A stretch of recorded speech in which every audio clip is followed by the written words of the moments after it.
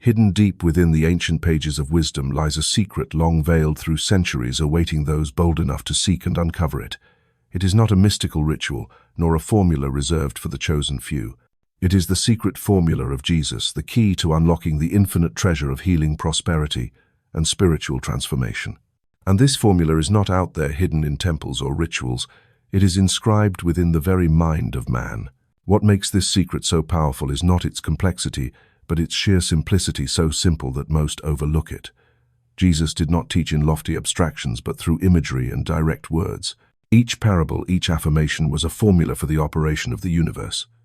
And anyone awake enough to listen, brave enough to apply, will discover that the miracles in the Bible were never myths but laws of life. When people look at the Bible, many see only history, commandments, or moral tales. But if the spiritual eyes are opened, it becomes clear that it is not a chronicle, it is a map of the mind. Every line reflects the principle of creation, thought, emotion, speech, and action flowing as one stream that leads to experience. From Genesis to Revelation, the red thread that runs through it all is an unchanging law. What the mind clings to, what the heart feels, what the mouth speaks, and what action affirms will inevitably become reality. This is the formula Jesus gave to those who had ears to hear. It is the equation that governs all of life regardless of belief or disbelief. It is a spiritual law, and a law never fails. So what is this secret? It is encapsulated in a clear cycle: think, feel, speak, act. But the power does not lie in mechanical repetition, but in the spiritual quality we infuse into each part. A drifting thought yields nothing but a thought soaked in emotion, affirmed with authority and strengthened by steady action, is planted into the soil of the subconscious. From there, reality begins to sprout. Just as God said, "Let there be light," and there was light. That pattern is the blueprint for all human life. We do not merely read it in Scripture, we witness it in every lived experience. Each time someone deeply believes in an idea, lives as though it is real, and acts accordingly, the result inevitably follows. This also explains why some drown in fear, sickness, and lack, while others stand firm in peace and abundance. It is not fate's cruelty, it is the spiritual law of sowing and reaping.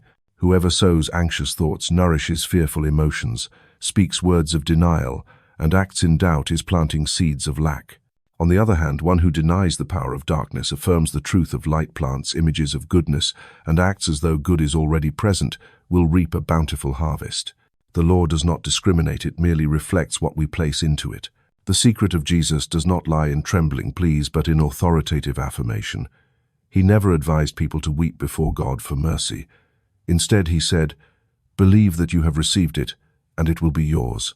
This is the concise formula: regard your desire as already fulfilled, feel the joy of it, speak it as truth, and live as if doubt no longer exists. Then the law will operate with absolute precision. Many think miracles are random, but if miracles depended on luck, the universe would be chaotic. Instead, miracles follow a precise formula. It is the science of spirit, as exact as the law of gravity. No one begs gravity to make an apple fall. It operates by nature. Likewise, no one needs to beg for creation. One only needs to plant the spiritual seed and act in harmony with it, and growth will occur. Jesus revealed this through each healing, each declaration, each metaphor. Then why do most people not experience transformation? Because the human mind rarely holds a spiritual image long enough, clear enough, deep enough to soak into feeling. They think briefly, then forget. They speak once, then doubt. They act half-heartedly. The subconscious does not take orders from fleeting impulses, it responds to consistency. Therefore, the secret is not merely knowing the formula, but applying it with spiritual discipline. Once we grasp the formula, life's biggest questions begin to clarify. Who am I, the image of God, carrying within the spark of creation? Why does evil exist? Because the free mind can choose the darkness of false thought. How do we pray effectively? Not by pleading, but by denying the power of error, affirming the presence of God, planting the desired image, giving thanks in advance, and living in faith. This is the very secret Jesus called ears to hear. Not everyone hears it, but anyone quiet enough to receive, persistent enough to apply, will see the law unfold. The Bible ceases to be an ancient tale and becomes a living map. Each line no longer a relic, but a reminder: thought is cause, speech is the tool, action is confirmation, and experience is the result. This secret was not given to a select few, it was offered to all. But only those who are willing to enter, to let go of blame, to stop waiting for luck, and to take full responsibility for their inner world will see it work. The formula of Jesus does not require superior intellect or scholarly knowledge. It requires a trusting heart, a disciplined will, and unwavering consistency. Look into everyday life. One who repeats "I am weak" enough times eventually lives in exhaustion. Another, who quietly affirms "I am guided," begins to see their path unfold. Nothing is random. Everything reflects this formula, and this is the beginning of the journey to realize that the secret was never lost. It has always been there in every verse, every principle, every teaching. It is not meant to be studied from afar, but to be lived, to be practiced, to become the living miracle of each day. The formula has already been given, and the only remaining secret is whether we dare to use it. The Bible has long been regarded as the most sacred book, but for centuries most have read it merely as a collection of historical stories, moral commandments, or religious legends. In truth, when we look beyond the surface of its words, we find within it a precise and profound spiritual map, so exact that anyone reading with enlightened eyes can discover the pathway inward. The Bible does not merely recount the events of ancient nations, it mirrors every movement of the human mind today. Each character, each event, each image in that book is a metaphor. Adam and Eve are not just the first two humans, they symbolize primordial consciousness, where the first choice is placed to listen to the voice of intuition or chase the temptation of illusion. The Exodus is not only a national journey, but the escape of the mind from bondage, fear, and old patterns. Even the pages filled with punishment and wrath, when read with rigid intellect, appear terrifying. But when read with spiritual insight, they reveal the law of cause and effect in thought, the inevitable reflection when one chooses to live in error.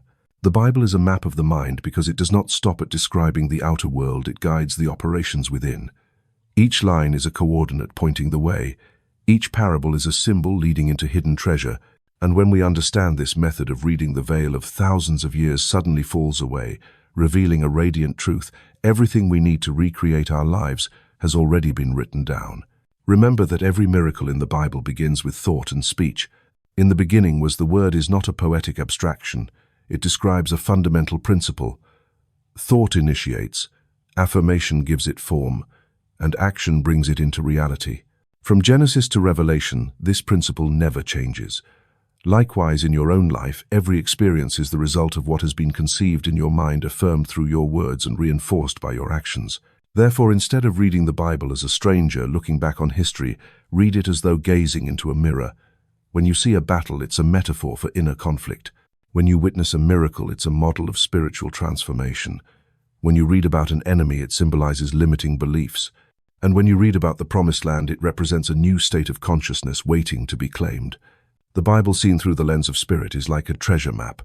No one finds gold just by holding the map. They must decode it, dare to embark on the journey, and patiently trace each mark. And when you do that, the pages come alive. They are no longer distant memories, but a journal of your own life written before you even realized it. Let me ask you this.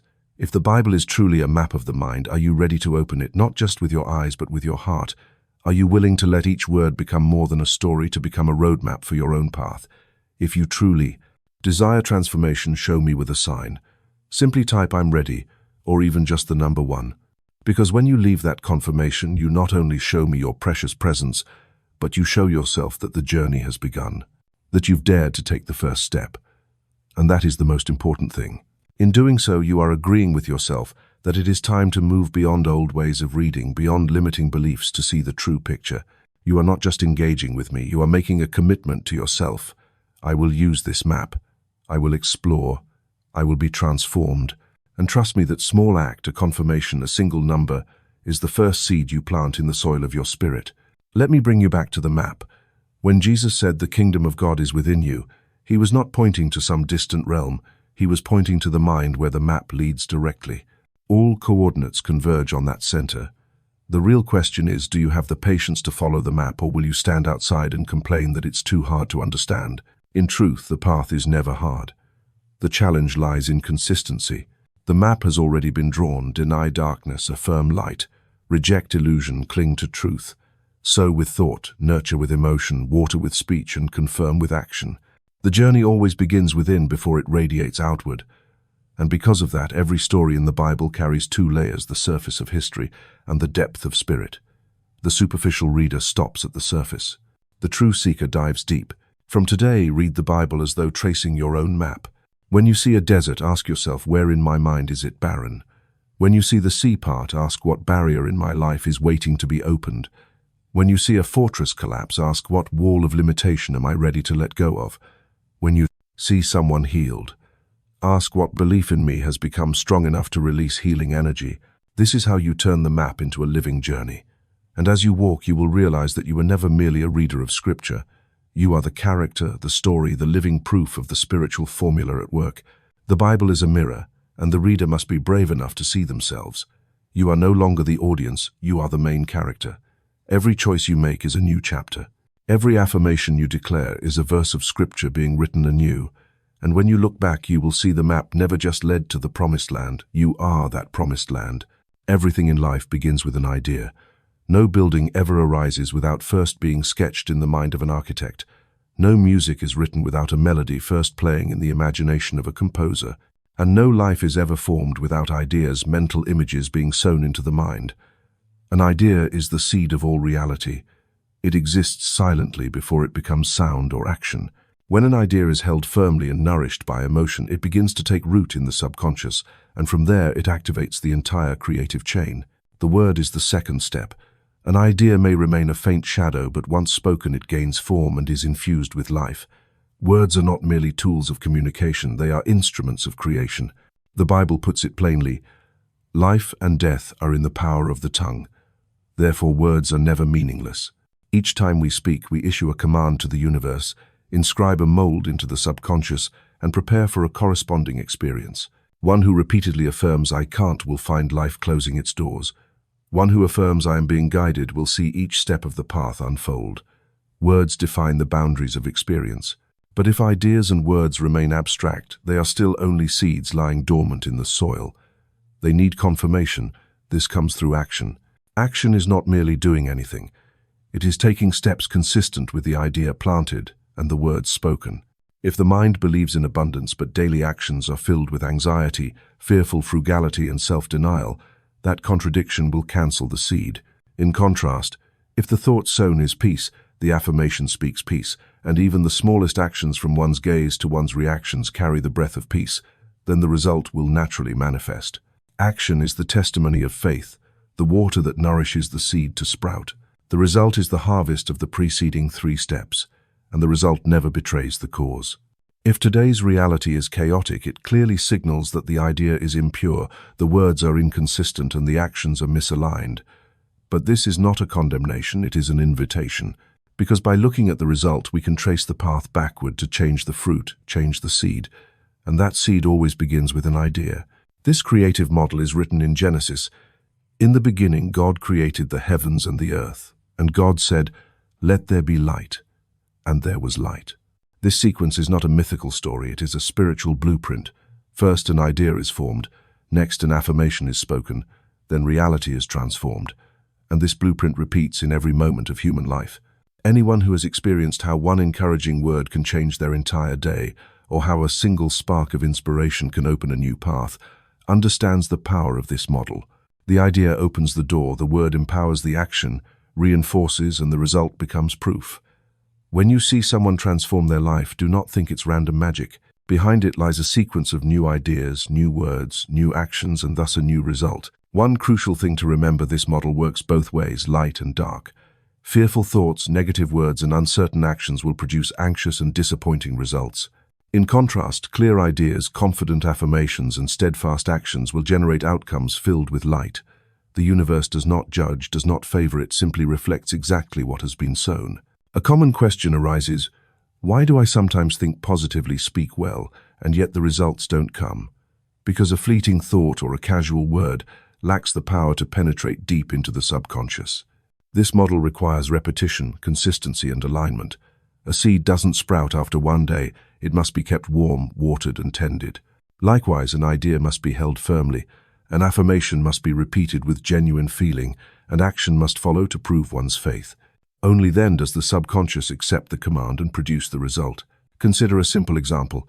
A person wishes for health, but constantly says, "I'm so weak," and acts by neglecting the body through harmful habits.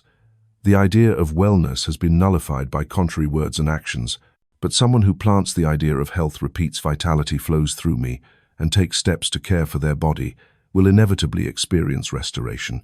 The law does not err. This model is echoed in Jesus' teaching.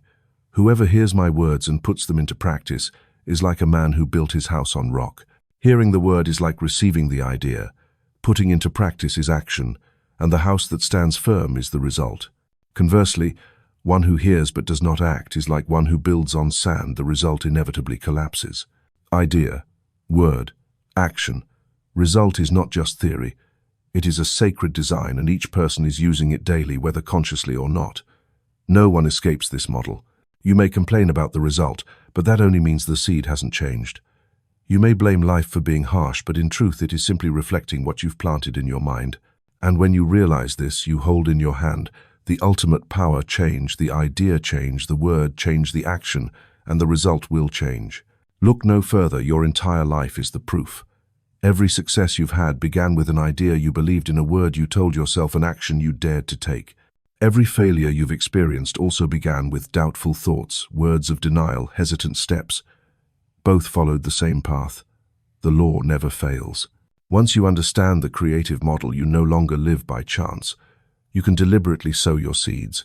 You can choose worthy ideas, speak strong affirmations, take aligned actions, and calmly await the result. This is true freedom, not dependent on luck, not dictated by fate, but becoming the architect of your own life. And from here, the entire spiritual journey will continue to unfold. Because once you've grasped this model, you'll realize that every other part of the Bible is simply an expanded expression of the same formula. The sower, the builder, the one who walks on water, they all illustrate one single truth: idea, word, action, then result. And that is the very journey you are now walking. In the beginning was the Word, and the Word was with God, and the Word was God. The opening line of the Gospel of John is not merely a theological declaration. It is the key to understanding the entire mechanism of life's creation. Logos, that is the Word, is not just a sound spoken from the mouth, but a spiritual formula, an immutable principle, a law. When the Bible states that all things were made through him, it means that no reality exists without first beginning from the Logos. The word here carries a far deeper meaning than we usually assume. It is not just language or a string of phrases. It is the expression of an idea in a form that can be heard, seen, and felt. An idea that remains unspoken is merely a seed in the dark, but once spoken it becomes a seed sown into the field of the universe. The subconscious, like fertile soil, will receive it, nurture it, and eventually bring forth a result according to that very seed. That is why the word holds absolute creative power. It never returns void. As the prophet Isaiah affirmed, "The word that goes out from my mouth will not return to me empty, but will accomplish what I desire and achieve the purpose for which I sent it." This means that any word you speak with conviction is a command sent into reality. If you speak in fear, reality will reflect that fear. If you speak in faith, reality will embody what you affirm. That is why the tongue is likened to the rudder of a ship in the book of James, a small part, yet it steers the whole vessel. Likewise, the words you utter, whether intentionally or not, will shape the flow of your life. A word of blessing can open the door to peace. A word of curse can cast a shadow lasting for years. This law is just. It shows no favoritism. It operates precisely according to the command you release. Recall the times in your life when you were lifted by a single sentence. A word of encouragement pulled you out of despair. A personal affirmation opened up a new direction. Or conversely, a harsh remark or a word of denial became an anchor holding you down for years. All those experiences are evidence of Logos at work, not by coincidence, but by law. The word doesn't only exert power externally. It is etched deeply into the subconscious. Every time you repeat a phrase, you inscribe it into the ever-operating engine of your inner world.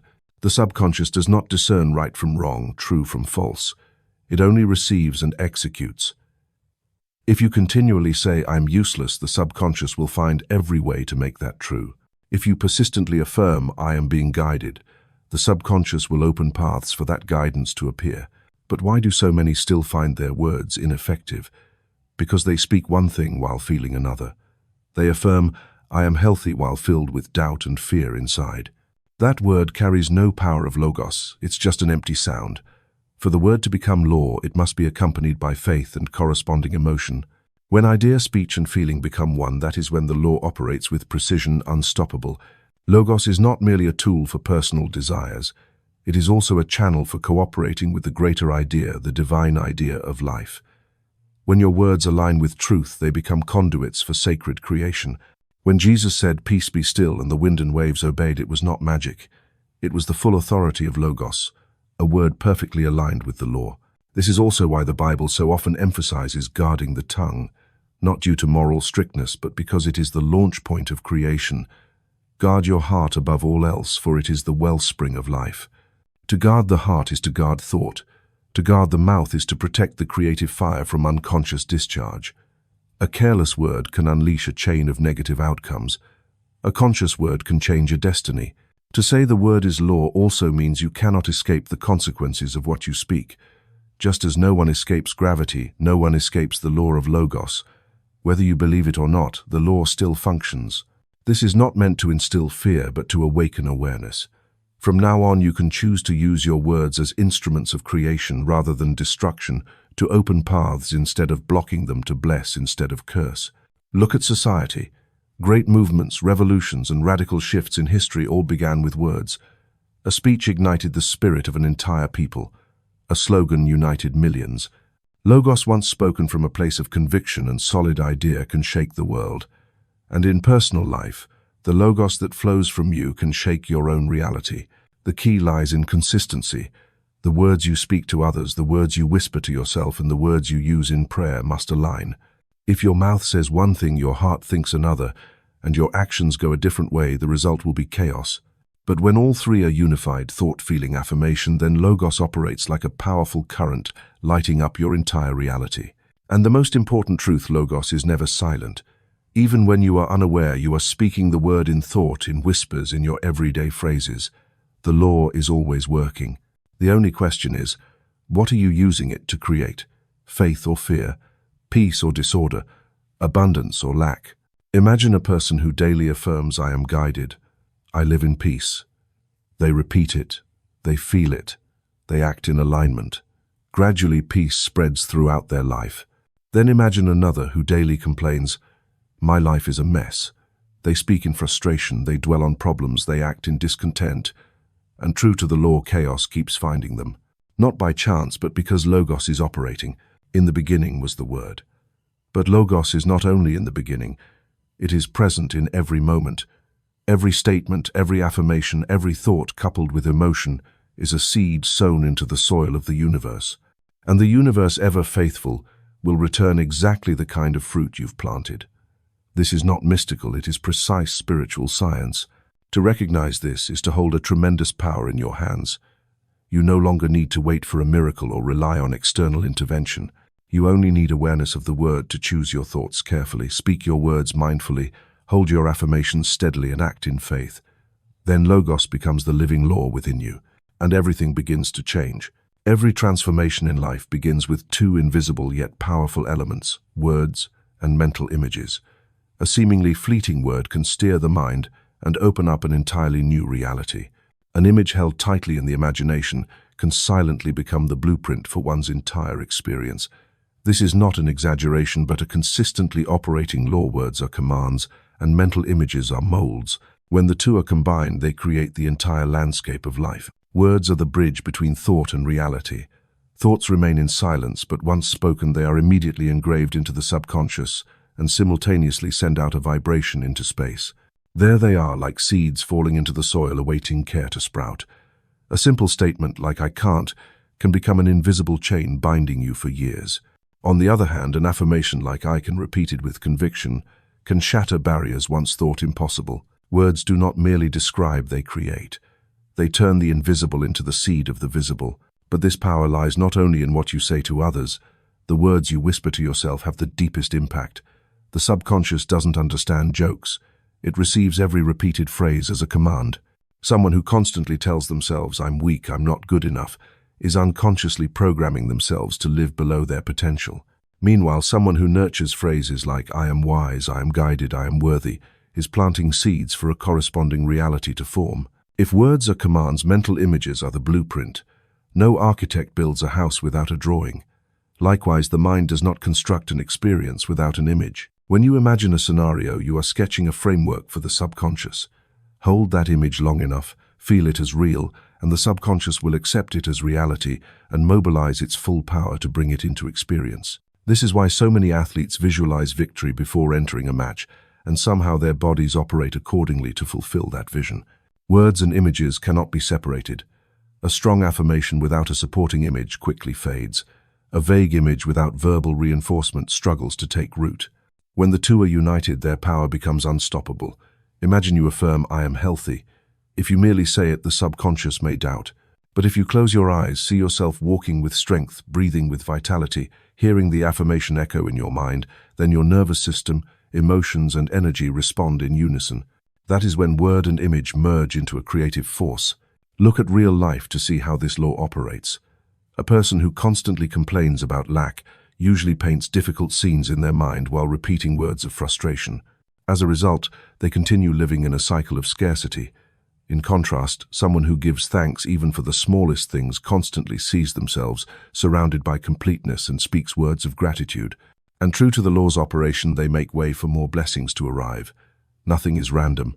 It's the combination of word and image at work. This power also explains why parables, symbols, and images in the Bible have endured with such vitality over thousands of years. Because they are not just written words, they are mental images deeply engraved in human consciousness, accompanied by affirming language. When we hear of the prodigal son returning, we don't just read a story, we see a picture of inner return. We hear the affirmations of forgiveness and restoration. That very combination makes the story a model for generations to live by. Words and images are not only tools for creating good, they can also bind us when used wrongly. A person immersed in negative obsession, repeating phrases of denial, imagining scenes of failure, will not escape their self-created loop. The subconscious is so loyal, it will even turn darkness into reality if you continue to feed it. Therefore, it is each person's responsibility to choose the words and images they allow to live in their mind. Once you understand this, you'll realize that prayer is not a begging ritual, it is the art of combining word and image. A true prayer is always accompanied by a clear picture in the mind. When Jesus taught, "Believe that you have received it, and it will be yours," that was the formula: affirm with words, see with the mind's eye, feel as though it has already happened. Then the subconscious accepts the command, and reality begins to shift in response. For this reason, daily practice becomes important. Every morning, spend a few minutes affirming what you choose and visualizing the corresponding scene. Say, "I live in peace," then see yourself moving through the day with a smile and ease. Say, "I am abundantly provided for," then see your needs being met, see yourself sharing generously. Say, "I am strong and wise," then visualize yourself handling challenges with clarity and grace. Repeat this daily, and you are planting solid seeds. Some may ask, if everything is created by words and images, then why doesn't the good I speak always manifest? The answer lies in consistency and emotion. An affirmation only holds power when it's fed by genuine feeling and repeated consistently. An image becomes real only when you see it as already existing. If you say, "I am wealthy," but your heart is filled with fear and doubt, the subconscious receives a contradictory command. It's like planting a seed, but constantly pulling it up to check if it's growing. No seed can sprout that way. The true power of words and mental images lies in persistence.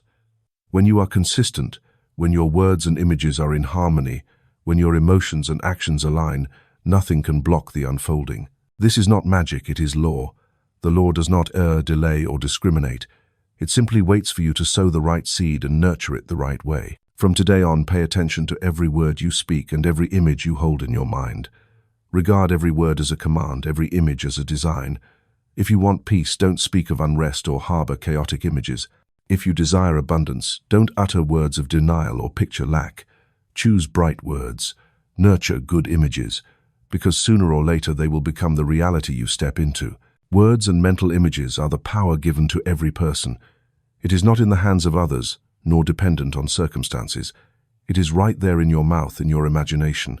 Used rightly, it becomes an instrument of creation, opening new horizons. Used wrongly, it becomes a chain of imprisonment. The choice is yours. And the result, like a door that never errs, will faithfully reflect the seed you have sown. Of all the phrases ever spoken, none is more powerful and absolute than the two words, "I am." When Moses asked the name of the Most High, the only answer he received was, "I am that I am." This is not merely a name, it is the foundational formula of existence. Whatever follows "I am" becomes a seed planted into the subconscious, a command issued to reality, a rhythm shaping the course of life. Divine identity does not reside in what you possess, nor is it tied to your history or past. It is not your occupation, not your status, not your lineage, and certainly not your past mistakes. Your true identity is the sacred current known by the formula I am. You are the image and likeness of the Creator, a drop reflecting the entire ocean. And the moment you say I am, you are invoking that very formula to redefine yourself. Yet most people use this formula in opposition to truth. They bind themselves with statements like, I am a failure, I am weak, I am unworthy. Each time such a phrase is spoken, the subconscious registers it as a command. The universe doesn't argue, it simply reflects. And so, caught in a loop, people live out what they have declared themselves to be. But once the secret is understood, changing what comes after I am is enough to shift the entire landscape. Consider the power of this in daily life. A child raised on affirmations like, you are smart, you are strong, grows up with a bright mental framework, confident actions and matching results. Meanwhile, a child constantly told, you are a burden, you are worthless, carries darkness within, and easily recreates tragic outcomes. Not because of fate, but because the I am formula was implanted early on. When you say I am, you are declaring essence, not passing condition. Saying I feel tired is different from I am exhausted. The first describes a temporary state, the second transforms into identity. And once something becomes identity, it takes root deeply and becomes hard to uproot. That's why it's vital to stay conscious of every word that follows I am. It is the door to either imprisonment or liberation. In the Bible, Jesus repeatedly used this formula, I am the light of the world, I am the bread of life, I am the door, I am the way, the truth, and the life. He wasn't merely stating facts about himself, he was modeling a pattern for everyone. Anyone who recognizes their divine identity can affirm those same truths in their own lives. And when affirmed, they become real because Logos always operates according to the word. One undeniable truth, the emotion attached, determines the strength of the formula. If you say, I am free, but are filled with doubt, the subconscious hears fear, not affirmation. Conversely, when you speak with faith, with the complete feeling that I am free, both soul and body resonate, and reality begins to reflect that freedom. The I am formula does not work through empty words, it operates through the unity of thought, emotion, and speech. What must be understood is that this formula cannot remain theoretical. It demands practice. Every day, whether consciously or not, you are already using it. When you sigh, I am unlucky, you are making a negative affirmation. When you say, I am peace, you are planting peace. No one avoids using this formula, the only difference is whether it's used in ignorance or awareness. If you want to renew your life, begin here. Replace every false affirmation with one that aligns with your divine identity. Instead of I am a victim, say I am a creator. Instead of I am lacking, say I am a channel of abundance. Instead of I am powerless, say I am a child of the source filled with strength and wisdom. Don't see this as fantasy, see it as spiritual law. The seed you plant determines the harvest you receive. Once you begin living in the I am formula, you'll witness transformation spread to every area. In health, instead of identifying with illness, affirm I am vibrant life. In work, instead of identifying with failure, say I am success in progress. In relationships, instead of identifying with wounds, say I am love and forgiveness. Gradually, these affirmations become the new atmosphere surrounding you, producing new results. The I am formula is also the key to prayer. When you pray, you are not begging from a distant source, you are activating the divine identity within yourself.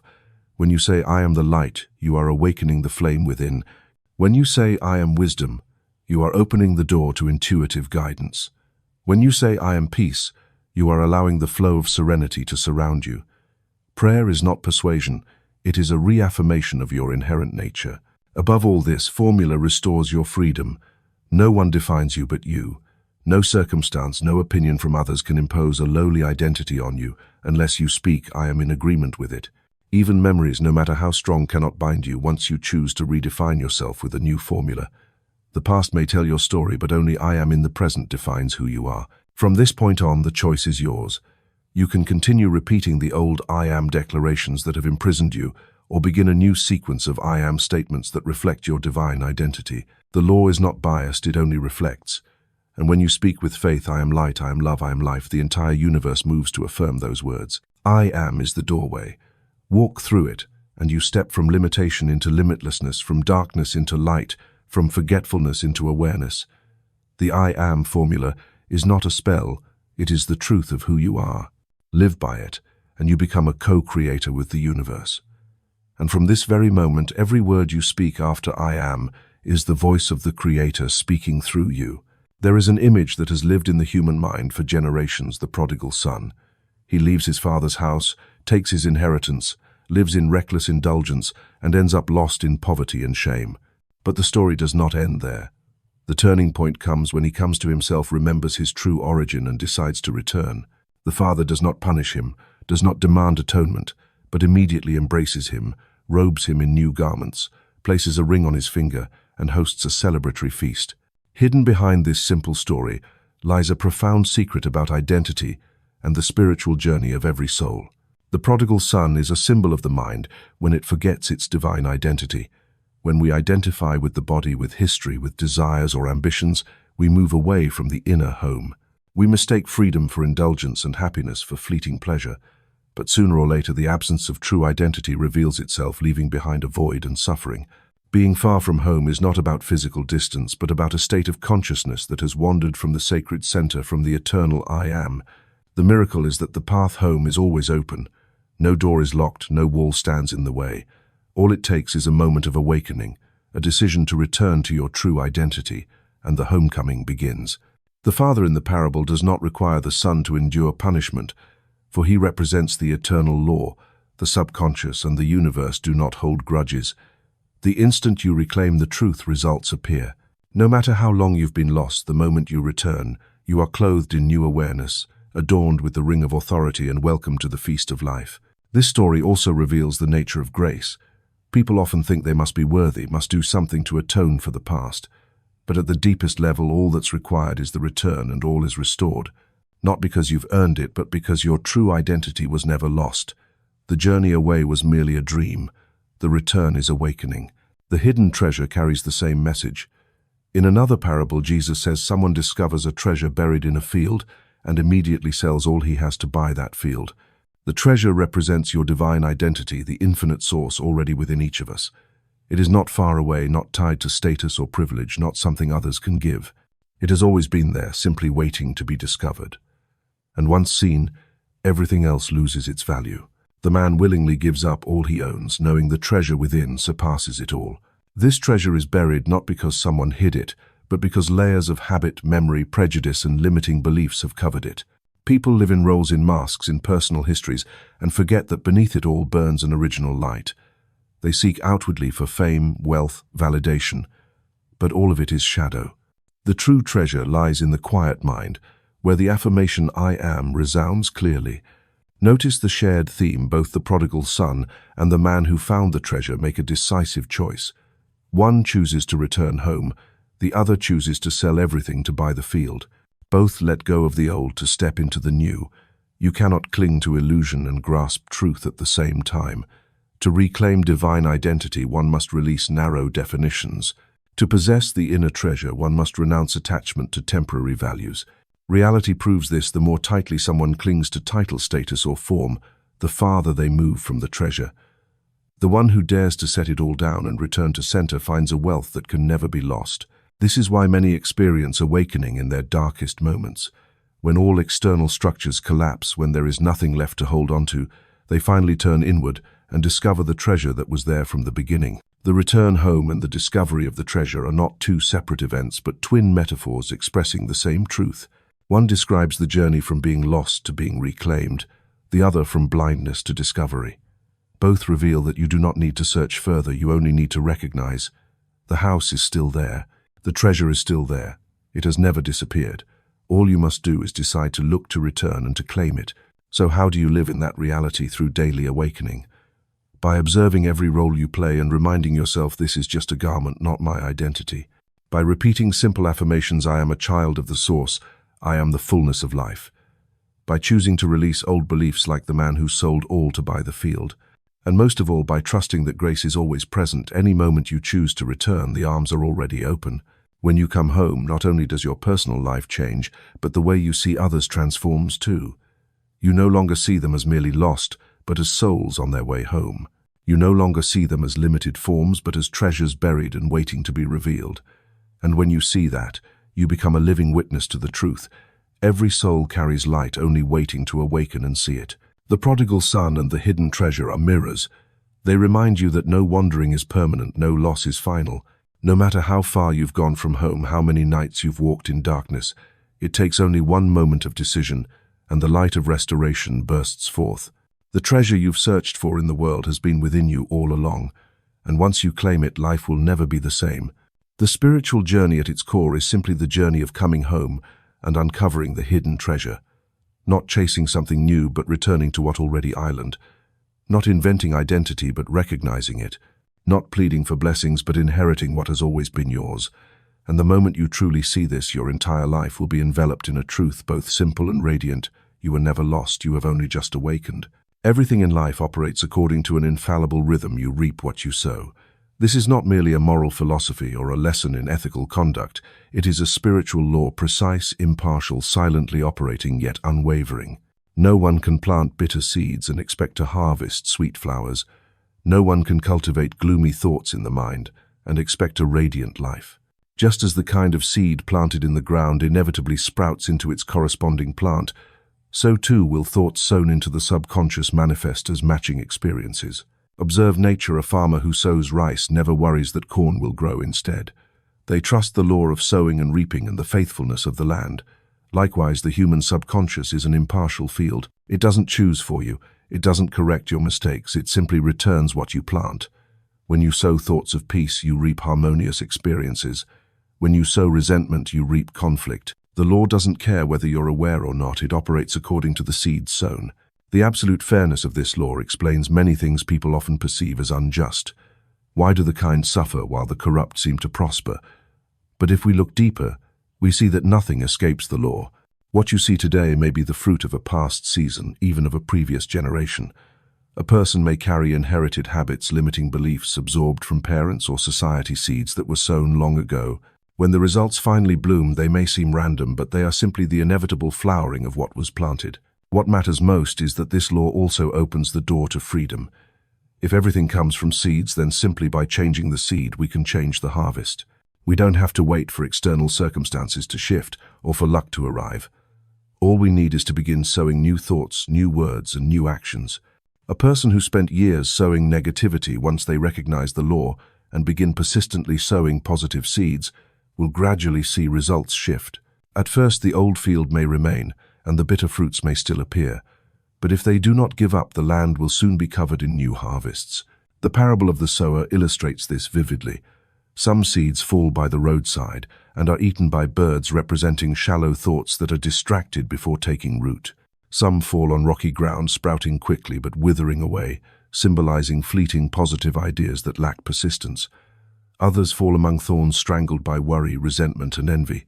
Only the seeds that fall on good soil, an awakened mind that knows how to nurture, bear fruit many times over. The law of sowing and reaping never fails. It only depends on where the seed is placed and how the sower tends it. In daily life, you are constantly sowing through every thought, every word, every action. A complaint sows the seed of dissatisfaction. A word of gratitude sows the seed of blessing. A fearful thought plants a seed of limitation. A vision filled with trust plants the seed of abundance. And the subconscious, like the earth, does not ask whether you're sure. It simply nurtures silently and waits for the time to produce fruit. Sooner or later, you will meet yourself again through the circumstances, people, and events that perfectly reflect the seeds you've planted within. The issue is that most people sow unconsciously. They allow their minds to drift with emotion and circumstance, speak words of complaint, and let the imagination paint scenes of anxiety. Then, when the harvest comes, they blame fate or the external world. But the law of sowing and reaping does not err. It simply returns exactly what was put in. That's why the first step of transformation is to become conscious of the seeds you're planting. Ask yourself, what am I sowing today? Faith or doubt, peace or resentment, gratitude or complaint? The answer gives you a preview of the future harvest. Even a small seed holds extraordinary power. Imagine a single loving thought, well nurtured, can transform the entire atmosphere of a household. A single act of forgiveness can break a chain of resentment spanning generations. Likewise, a single positive belief held firmly can open a new path for a whole life. You don't need grand gestures, just the right seeds and the commitment to care for them. The results will come as surely as the dawn follows the night. Never underestimate the power of spiritual seeds. The outer world is only a mirror. If you want to change the reflection, you don't touch the mirror, you change your real face. Likewise, to change your circumstances, you must begin within by sowing new seeds. This law shows no favoritism. It does not care whether you are king or commoner, rich or poor. What you sow, you will reap, and those who persist in sowing good seeds will surely reap a season of goodness. Within the fairness of this law, we also see the mercy of grace. For grace allows you to begin planting anew at any time. Even if the past has left your field overrun with weeds, you are not condemned forever.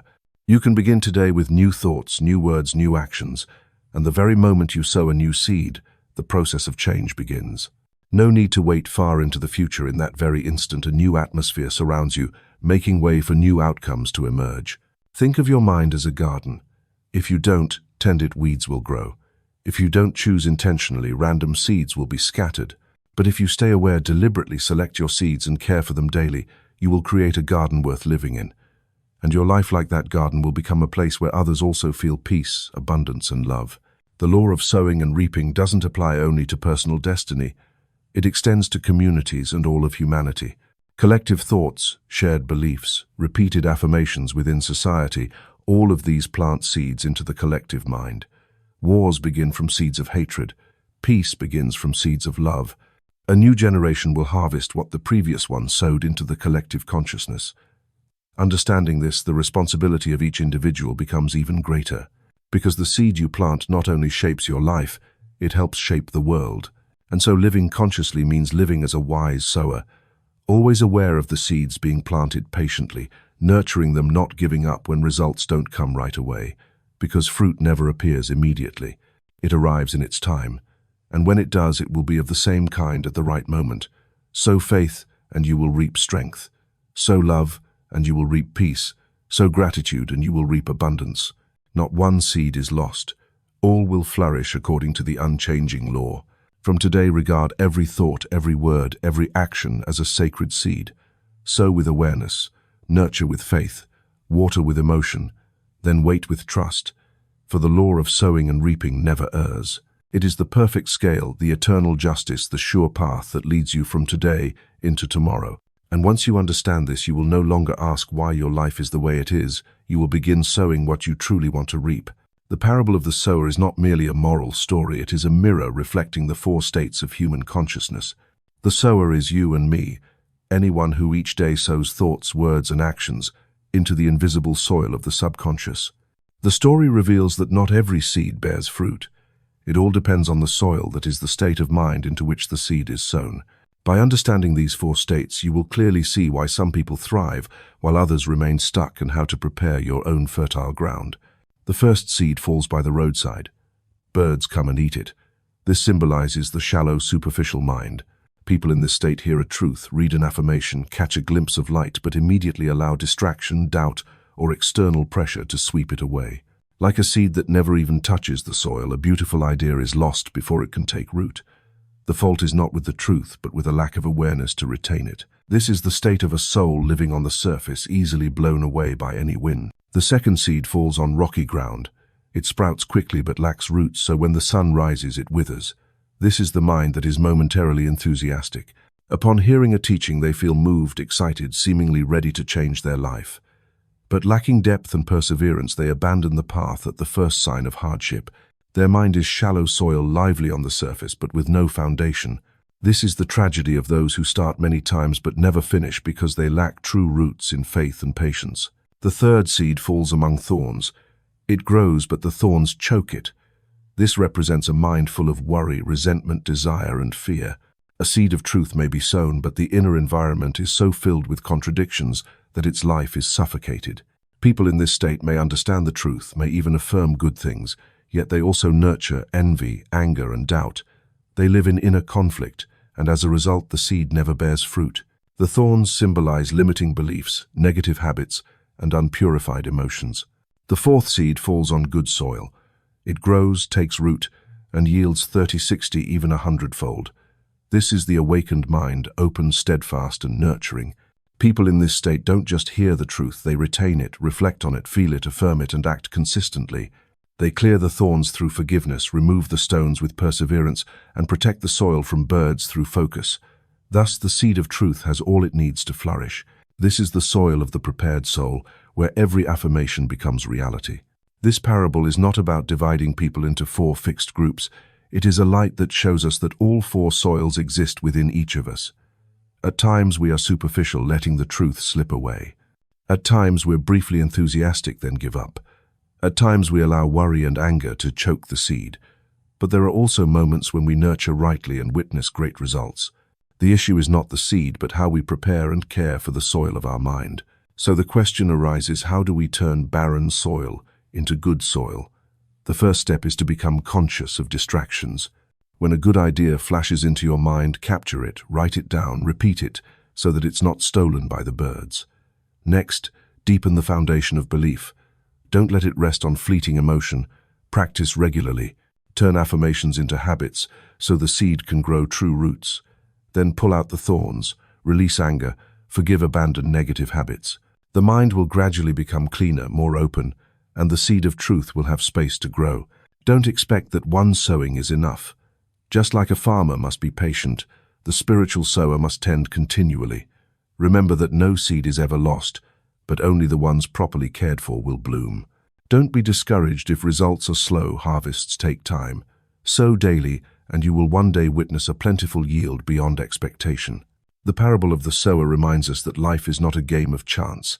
Everything follows a law. What you sow, you will reap, and the quality of your inner soil determines the quality of your harvest. If you want your life to change, begin by becoming a wise farmer. Choose the right seeds, protect them, nurture them, and wait patiently. One day, you will see a field bursting with fruit, reflecting exactly what you've planted in your heart. The four states of mind, roadside rocky soil, thorny ground, good soil, are not just metaphors but a map for transformation.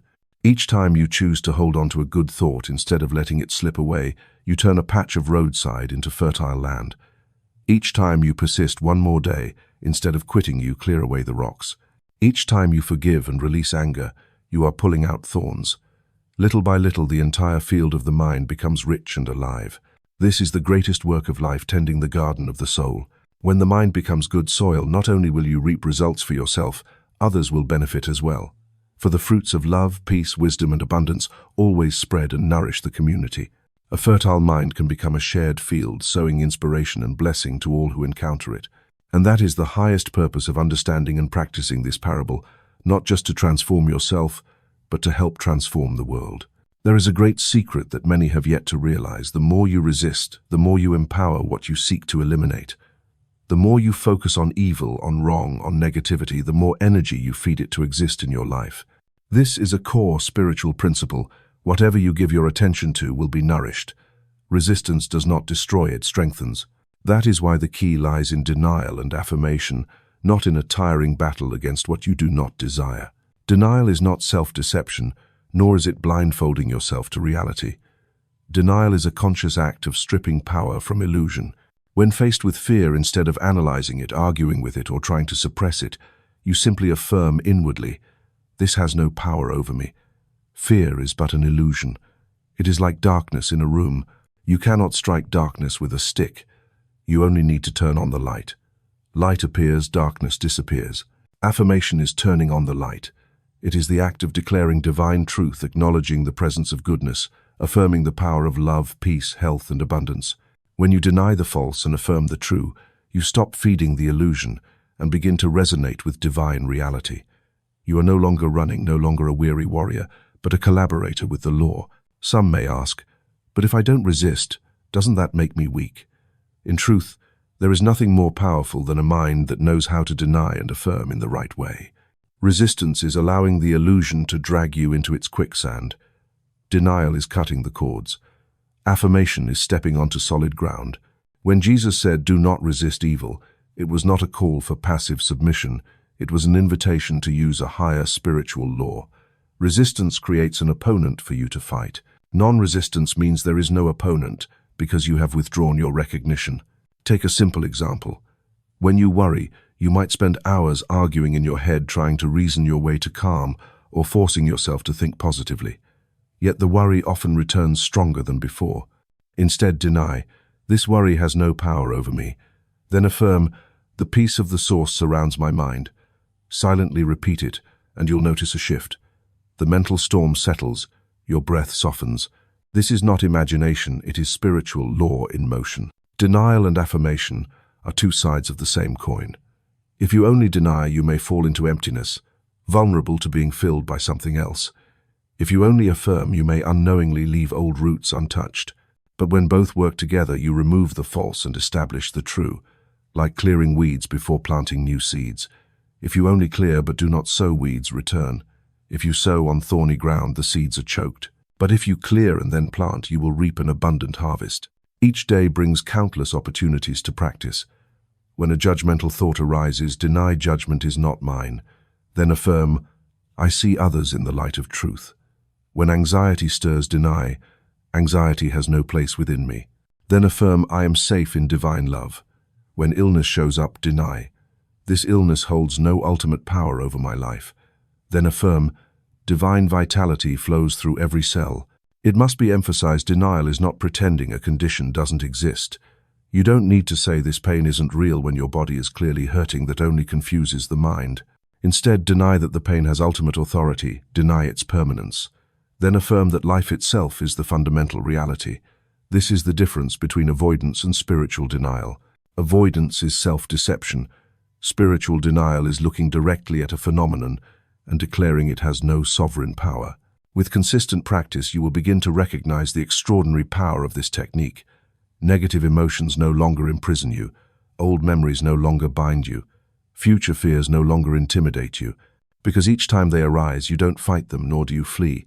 You deny, then you affirm, and gradually your mind becomes a space where only light is nourished. The world around you may still be chaotic, but the one who lives in denial and affirmation stands firm like a mountain. You cannot control the wind, but you can build a foundation that does not shake. You cannot stop the waves, but you can learn to walk upon them. Denial and affirmation are that foundation. And remember, this evil does not need to be defeated. Evil dissolves the moment you cease to acknowledge it. Just as darkness doesn't need to be fought, it only needs light. You are the one who lights that lamp with every affirmation you speak. From the moment you choose not to resist, but to deny and affirm, you become free. You become one who walks in eternal truth. Practice this daily. When darkness appears, do not flail at it. Turn on the light. Deny the unreal. Affirm the real. This is the path of liberation, the art of dwelling in peace amidst a world of change. And once mastered, you will find that no force other than love and truth can ever touch you, because you have learned not to resist evil, but to align with the light of good. There is an unchanging law: whatever you focus on will grow in your life. Attention is energy. The mind is like sunlight concentrated through a lens. Wherever it's directed, the heat will intensify. And the secret of the golden key lies in something simple yet profound. Redirect your attention away from the problem and place your whole mind on the good, on the source, on the light, on the truth. This may sound easy, but its practice requires spiritual discipline. Human habit is to fixate on what's wrong, what's bad, what causes anxiety. The more they stare, the more they fear. The more they fear, the more power they give to the very thing they want to escape. They don't realize that by their focus alone, they are unconsciously nourishing what they wish to be free from. The golden key doesn't ask you to ignore reality. It teaches you to choose which reality your mind attaches to. Imagine this: there are two doors in your mind. One opens to anxiety, lack, anger, and darkness. The other opens to peace, abundance, love, and light. Every time you place your attention, you open one of these doors. Most people are in the habit of opening the wrong one. They spend hours thinking about what could go wrong, about who hurt them, about nameless fears. And then they're surprised to find themselves in a suffocating room. But the other door is still there. Just turn the key, redirect your attention, and you'll step into a completely different space. The golden key works in all situations. When facing hardship, instead of locking eyes on the problem, silently turn your heart toward the good. You can say inwardly, God is my peace, or light is guiding me, or simply, all is well in divine order. Don't feel the need to believe it instantly. Just repeat it again and again, and the mind will begin to shift. Like the rudder of a small boat, subtle but powerful when turned in the right direction, it changes the entire voyage. The power of the golden key lies in its simplicity. You don't need to tackle every issue individually, don't need to argue with fear, don't need to dissect the past. You simply bring the mind back to the good. When the mind is flooded with light, darkness vanishes on its own. That's the principle. You don't overcome darkness, you stop feeding it. You only need to return to the light and everything changes. Let's look at concrete examples. A person facing illness rather than replaying fears or drowning in grim forecasts chooses the golden key. Each time they think of the illness, they turn their mind to the good and silently say, "Divine life is flowing through me." Day by day, the climate of their spirit shifts. The body begins to respond. Another person faces financial lack. Instead of panicking, comparing, blaming, they choose the golden key. The infinite source is sustaining me. Gradually, new opportunities appear, new clarity arrives, doors begin to open. It's not that the words are magic spells, it's that the mind has withdrawn energy from lack and reconnected with abundance. Where energy flows, life follows. When you stop gazing at what's wrong and turn toward what's right, you bring yourself into alignment with the law. And in alignment, the divine current flows through you, restoring, replenishing, uplifting. Remember, this redirecting attention is not a one-time act, but a habit. The mind will constantly try to pull you back toward anxiety. When it does, don't blame yourself. Gently turn the key again, like a driver adjusting the wheel, like a musician tuning the strings. Each time you return your mind to the good, you strengthen that path, and over time it becomes a natural reflex. The golden key doesn't change the outer world instantly, but it changes the place where all causes truly begin within you. And when the inside changes, the outside cannot stay the same. That's why this principle is called golden. It is simple, essential, enduring, and more precious than any technique. You can start right now. Recall something that makes you anxious. Feel it. Then immediately redirect your attention. Silently say, "There is light here. Peace is here. Divine order is here." Hold that affirmation for a few breaths. Sense the shift in your inner atmosphere. That is the immediate effect of the golden key. It's not about reasoning your way through, it's about changing the center of your awareness. Life will always bring challenges, but a challenge is no longer a burden if you know the key. Each problem becomes a chance to practice. Instead of sinking into fear, you turn your heart toward the good. Instead of feeding the dark, you light a lamp. Gradually, you find that you're no longer swept up in the whirlpool of unease. You become the one who controls the door of awareness, who chooses the path that leads to the light. The golden key is not a distant secret, it is a principle within arm's reach. It doesn't require you to memorize scriptures or perform elaborate rituals. It only asks for one decision: direct your mind toward the good, no matter what the circumstance. And from that moment, a shift begins. Small but steady, silent, yet certain, like water seeping into stone, eventually carving a wide-open path. When you master this art, you will realize something profound. No circumstance can ever bind you again. Because the real power does not lie in the problem, it lies in where you place your attention, and you have full authority to turn the key. From that point on, life becomes a living testament to an eternal truth. The light is always there. Just turn your gaze toward it and everything will change.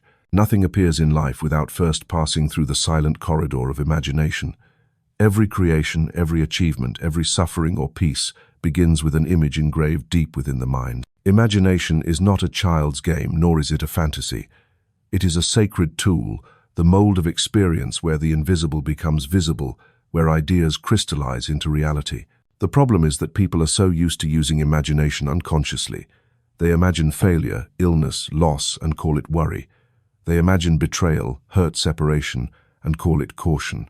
Few realize that these repeated images are the very molds into which life pours itself. Just as molten metal takes the shape of the mold it's poured into, so does consciousness pour energy into whatever form it holds, and life appears accordingly. To consecrate imagination means to consciously dedicate this creative ability to the good, to the light, to that which is noble and true. It no longer functions as the unconscious projection of fear, but becomes a deliberate cooperation with the law of creation. When you imagine with reverence, you engrave an image in your heart that resonates with truth, and the law of sowing and reaping ensures that it will be made manifest. Recall the ancient stories from the Bible. Jacob in his solitary night saw a ladder connecting heaven and earth with angels ascending and descending. That wasn't a random dream. It was a symbolic image of consecrated imagination, the ladder of consciousness linking the visible to the invisible, where thoughts rise as prayers and blessings descend as experiences. Likewise, Joseph and his dreams didn't just foresee the future, they participated in shaping it. It was his ability to see through imagination that lifted him from prison to the throne. To practice consecrated imagination is not to randomly paint scenes as you wish, but to direct the mind toward images aligned with the good. When you pray for health, visualize your body radiant, strong, and brimming with life. When you long for peace, picture yourself walking in quiet light, your heart serene. When you desire abundance, imagine your hands always full, freely giving, never fearing lack. These images are not to be clung to. They are seeds planted in the subconscious, then released with trust that the law will arrange the path to their fulfillment. Consecrated imagination is entirely different from selfish fantasy. When imagination is driven by lower desires, it becomes a false idol, leading to disappointment and collapse. But when it is illuminated by truth, it opens the door to grace. The key is to let go of rigidity. Don't try to force life to match exactly the image you've created. Use imagination to see the good as already real, then trust that the source will choose the perfect way and timing to bring it to you. A simple but powerful practice is the mental movie. Choose a situation you long to transform, perhaps health, a relationship, or your work. Close your eyes and picture the scene as already complete. See yourself walking in a healthy body. See the loving conversation taking place. See your work succeeding with deep joy. Feel the emotions well up as if it had already happened. Then whisper a thank you. This is how you carve the mold into your subconscious. And then release it. Go on living in faith. You've planted the seed, it's now your job to keep watering it with trust and gratitude. Don't mistake imagination for something reserved only for quiet moments. In truth, you're using it all the time. When you recall the past, you're reimagining it. When you fear the future, you're imagining it ahead. Instead of letting it operate in the shadows, bring it into the light and consecrate it to the good.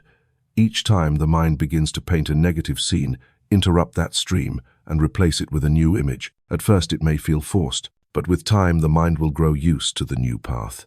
Some may ask, what if I visualize something and it doesn't happen? The answer is visualization isn't instant magic. It's how you prepare the soil and plant the seed. Some seeds sprout quickly, some need the rainy season, some must lie hidden for a time. What matters is persistence and trust. Don't measure with the naked eye. Know that every image of goodness is recorded and will bloom in its proper season. Consecrated imagination turns you into a conscious co-creator.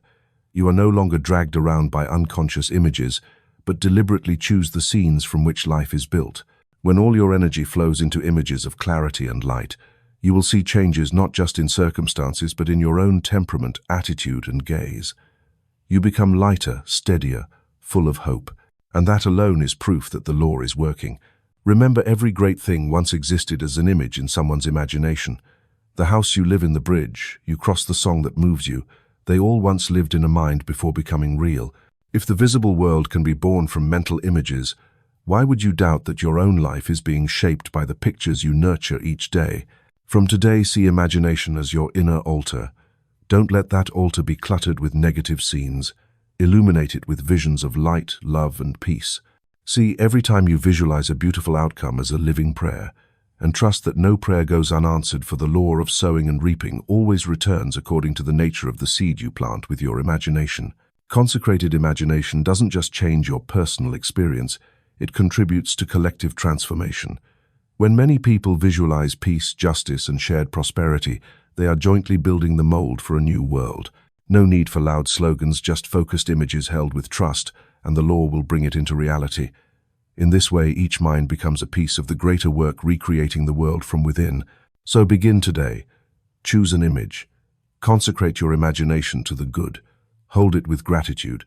Then release it with trust. You will discover that imagination is no longer a place to escape to, but the mold with which you shape a life worthy of the divine light already entrusted to you. In the spiritual realm, every beginning takes the form of an image. Every belief, every idea, every desire must first pass through the inner screen before becoming reality. The mental movie is not a fleeting fantasy, but a conscious act of staging your life in alignment with truth and replaying it within your mind with full emotion.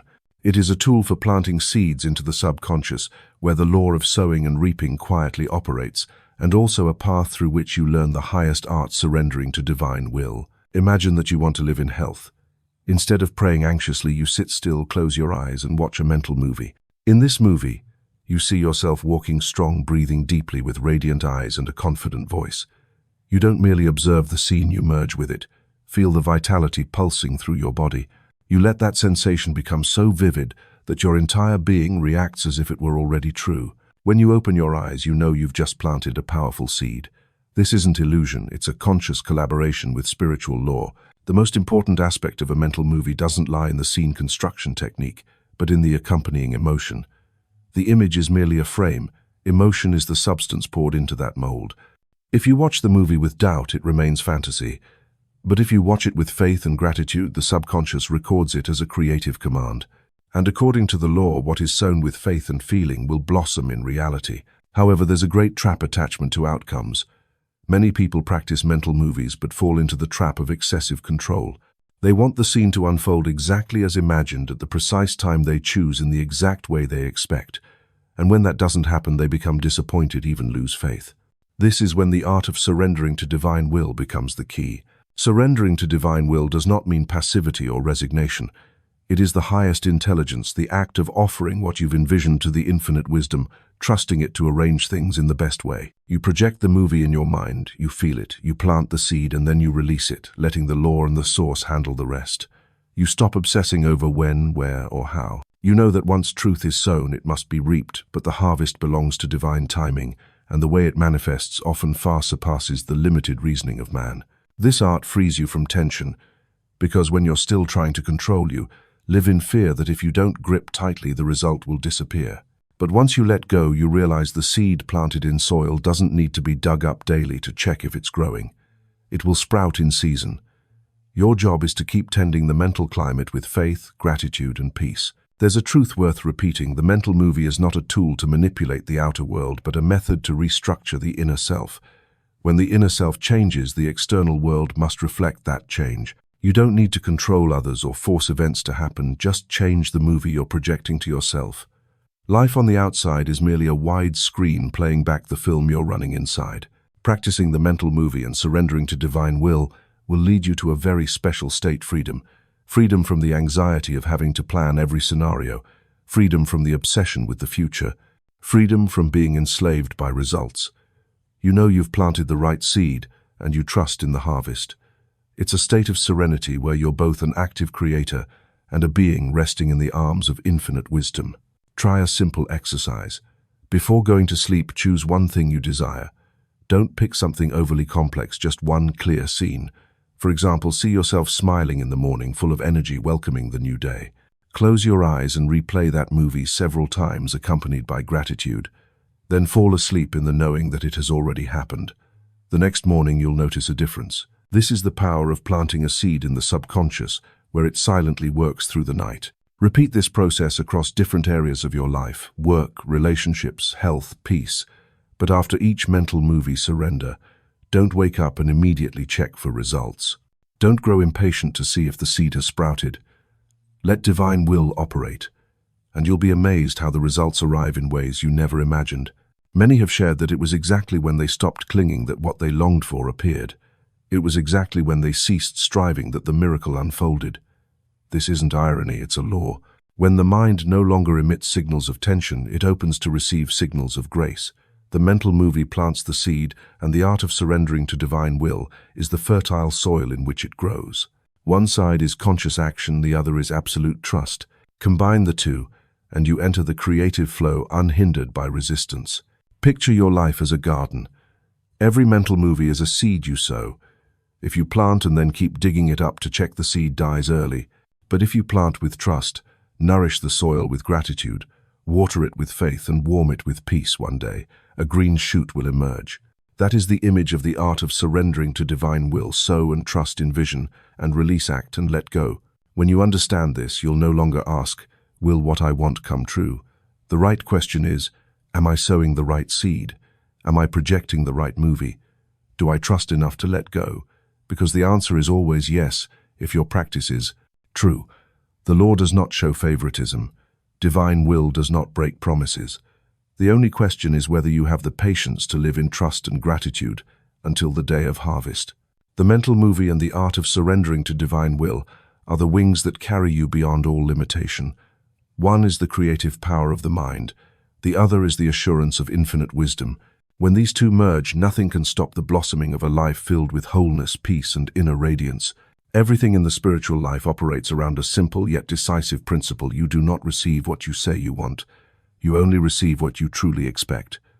Expectation is the deepest signal your consciousness emits. It does not lie in the prayers spoken on your lips, nor in fleeting dreams in your mind, but in the underlying state within what you truly believe, what you are waiting for, what you are mentally preparing for. That is the law of expectation, the operating arm of faith. Faith is not a vague belief, nor is it a fleeting surge of emotion. Faith is a stance, a firm inner posture that good has already been arranged. It is not shaken by circumstantial storms, nor altered by outside news. Faith looks straight at spiritual truth and declares, I know this is real, even if my eyes have not seen, my ears have not heard, my hands have not touched. And it is that steadfastness, not pleading effort, that unlocks the flow of blessings. Observe how expectation works. Someone worried about illness may pray for health, yet inwardly waits for the pain to come, expects the symptoms to worsen, and by law the body responds to that signal. Another prays for prosperity, but deep down believes they will never escape poverty, that money is scarce, that opportunity is never for them, and so life reflects exactly what they expect. It is not the words of the prayer that determine the outcome, but the deep signal from the subconscious. The law of expectation reveals why many prayers fail. People still think that asking is enough, but to ask while doubting is to sow a seed on rocky soil. It cannot sprout, whereas praying in faith, meaning in solid expectation, is to sow the seed into fertile ground. You may not know when or how, but you are certain the seed will grow. That certainty is the life force that breaks the shell, pushes the sprout, and brings forth the bloom. Faith in operation does not express itself through tension, but through resting in trust. Those who truly believe no longer ask when, no longer rush or worry or check every day. They rest like a sower who knows the season will come. They live in the state of having already received, and that very state draws the outcome toward them. You receive not because you pleaded many words, but because you dwell in the vibrational field of what you expect. Someone may ask, I tried to believe but still feel doubt inside, what should I do? The answer is to begin with small steps. Practice expecting in simple, familiar matters. In the morning before heading out, affirm, today I will encounter something good. Then carry a readiness to receive. When something good shows up, no matter how small, acknowledge it and give thanks. This way you train the spiritual muscle of expectation. Gradually, greater faith will form, enabling you to believe in larger things. Faith in operation also has one distinct feature. It never coexists with fear. Fear is also a kind of expectation, but an expectation of the negative. When you fear failure, you are expecting failure. When you fear loss, you are mentally preparing for loss. And by law, what you fear with intense emotion enters your life. That's why Scripture says, that which I feared has come upon me. But conversely, when you choose to believe in good, you turn faith into a magnetic field, drawing in everything in harmony with it. The law of expectation teaches that you cannot live double-minded. You cannot sow seeds of trust while continuously watering them with doubt. You cannot hope for peace while expecting chaos daily. For faith to operate, you must be consistent. Your thoughts, your words, your feelings, and your actions must align. That consistency is the sign of true expectation. And when expectation is solid, no force outside can hinder the result. Remember the image of the great mountain and the mustard seed. Faith as small as a mustard seed can still move mountains because it contains within it the certainty of life. The seed never doubts its ability to sprout. It doesn't ask the soil, will I grow? It simply grows because that is its nature. Likewise, faith operates when you stop arguing with truth and let the goodness within you express itself freely. A simple practice is to take a few minutes in the morning and evening to affirm your expectation. No need for long speeches, just one clear and resolute sentence. I am certain that peace is reigning in my life. I am certain that abundant life is flowing through me. I am certain that all things are in harmony with divine order. Don't try to convince the intellect, just sow the seed into the subconscious, and repeat it with a sense of gratitude as though it were already true. Faith operates like an underground current. You don't need to see it, but you will recognize the results. The more you strengthen your expectation, the less you'll be concerned with circumstances. You begin to live in certainty, and that certainty becomes a creative force. Every step, every word, every glance you offer radiates that magnetic field, and the universe responds accordingly. Eventually you will stop asking, how can I have faith? Because you will realize faith is already inborn. It is a native power. The issue isn't the lack of faith, but that you've been misusing it, believing in the bad instead of the good. Once you correct the direction, faith will operate naturally, like water flowing to the sea, like seeds sprouting in the soil. Faith in operation, the law of expectation, is the invisible bridge between idea and reality. When you live in unwavering expectation, you become a magnet that attracts exactly what you believe.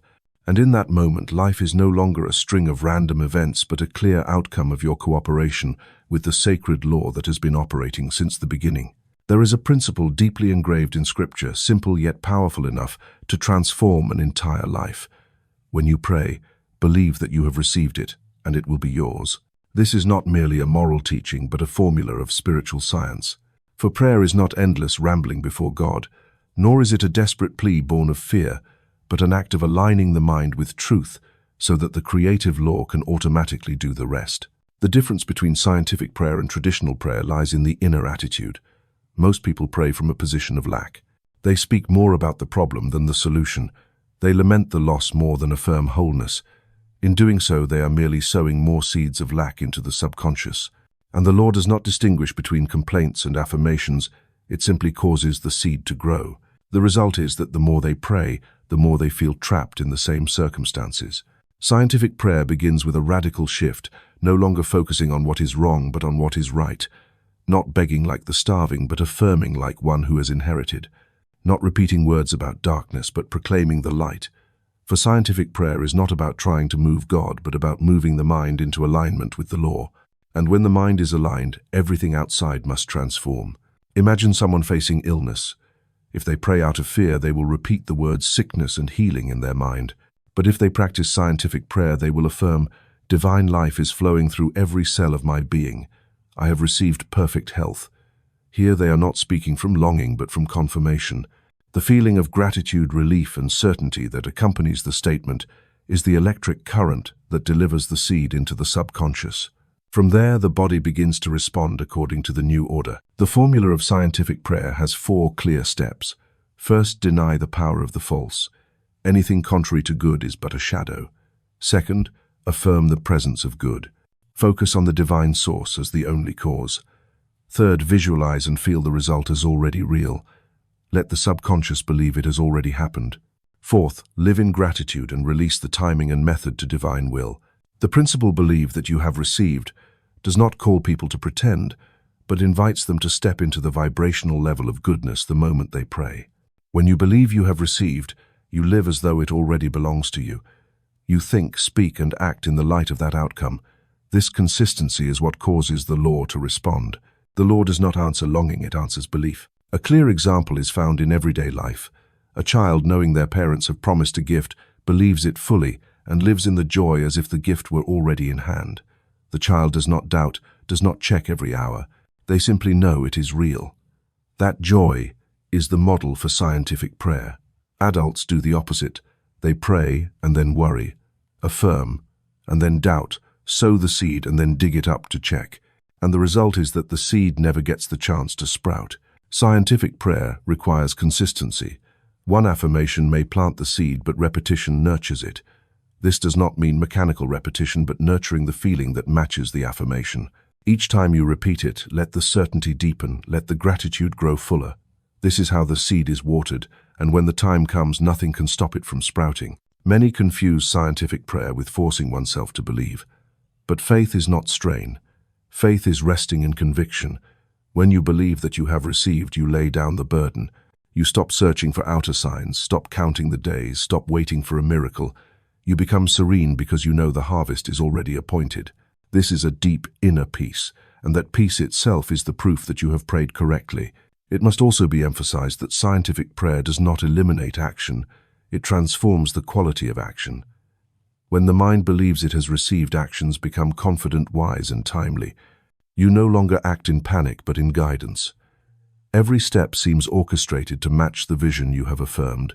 This is the harmonious cooperation between spirit and reality, between the spiritual seed and the physical harvest. Try applying this in a specific area. If you seek peace, do not pray by listing all the chaos you are facing. Choose a decisive affirmation. The peace of God reigns in my soul. Repeat it, feel it, and live in its atmosphere.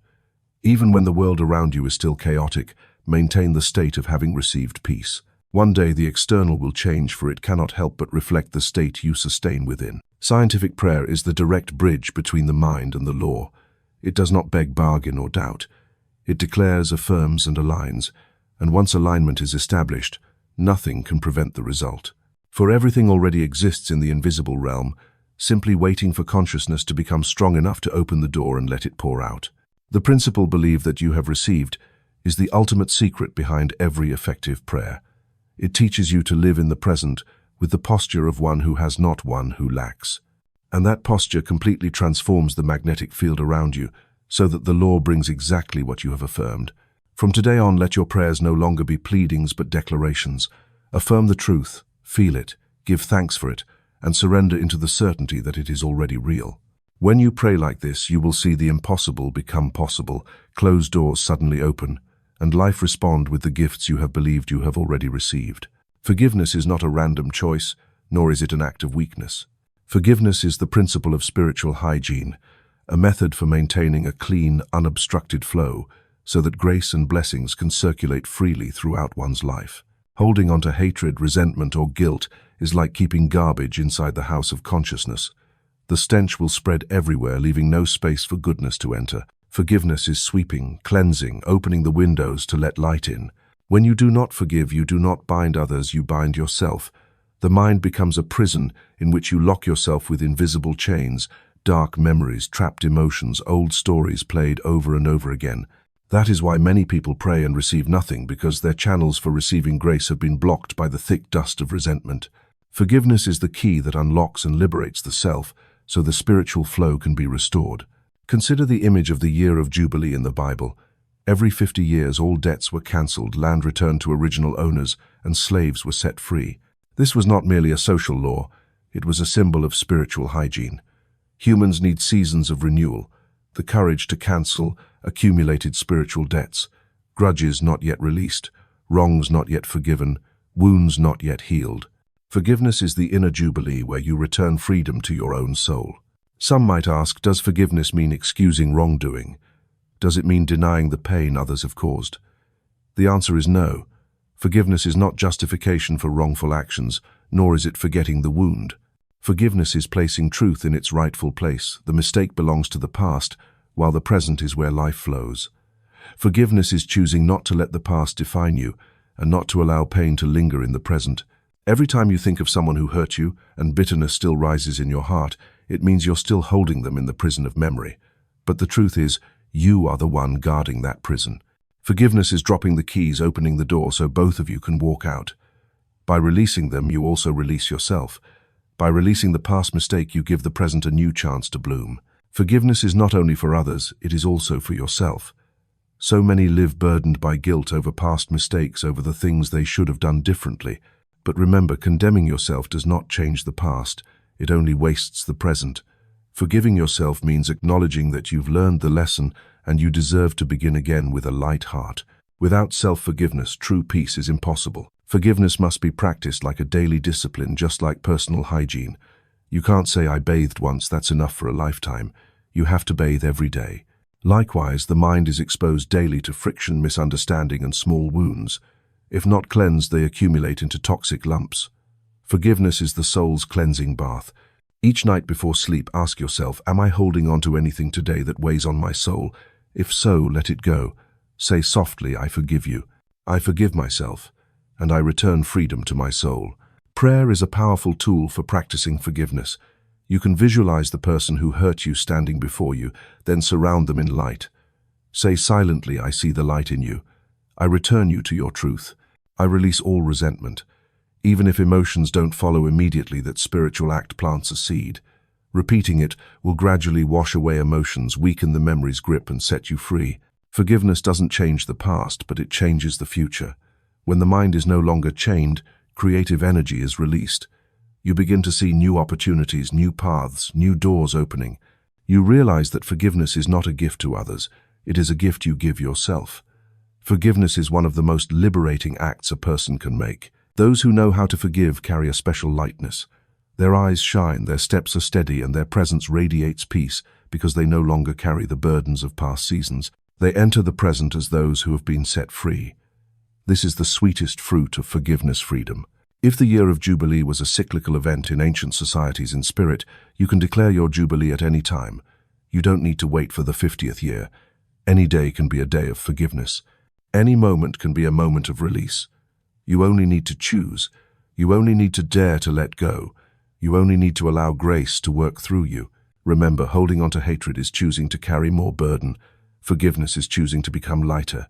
Holding on to mistakes is choosing to live in the prison of the past. Forgiveness is choosing to walk into the light. Forgiveness is spiritual hygiene. It is the inner year of Jubilee. It is the supreme act of freedom. And when you live in that spirit, no barrier can stop blessings from finding their way to you. There is an invisible burden that many carry throughout their lives, heavier than the betrayal of others, deeper than any external wound. It is the burden of self-condemnation. We often find it easier to forgive the mistakes of others, but we are relentlessly harsh with ourselves. And so while we pray for peace with our lips, we silently bind ourselves to the chains of the past. Self-forgiveness is not indulgence, nor is it a denial of responsibility. Self-forgiveness is reconciliation with the past.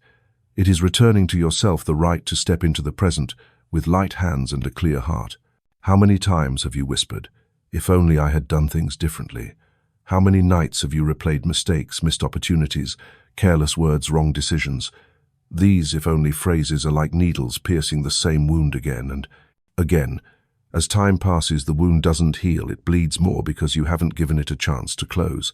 Each time your mind revisits the old verdict, you become the judge, the jury, and the executioner of your own sentence. But the truth is, you were not born to imprison yourself. You were born to learn, to experience, to grow. And mistakes are simply a part of that journey. No one learns to walk without stumbling. No one learns to love without at times clumsily causing pain. No one learns to live without once choosing the wrong path. Yet within every mistake lies a hidden seed, the seed of understanding and growth. If you dare to look closely, you will see that every wound carries a lesson, and that lesson is grace in disguise. Self-forgiveness is realizing that the past no longer holds power over you. It is over, and it only comes alive again when you continue to feed it energy. Each time you remember with pain, you breathe life into a shadow. Each time you feel regret, you allow an old memory to control your present. To forgive yourself is to stop feeding that shadow. It is to choose to let it dissolve in the light of the truth that you are the person of today, not a replica of yesterday's mistakes. One of the reasons many people struggle to forgive themselves is the belief that guilt is a way to pay the price. But ask yourself, pay whom, and how much is enough? The past cannot be changed, and self-imposed punishment will not brighten the future.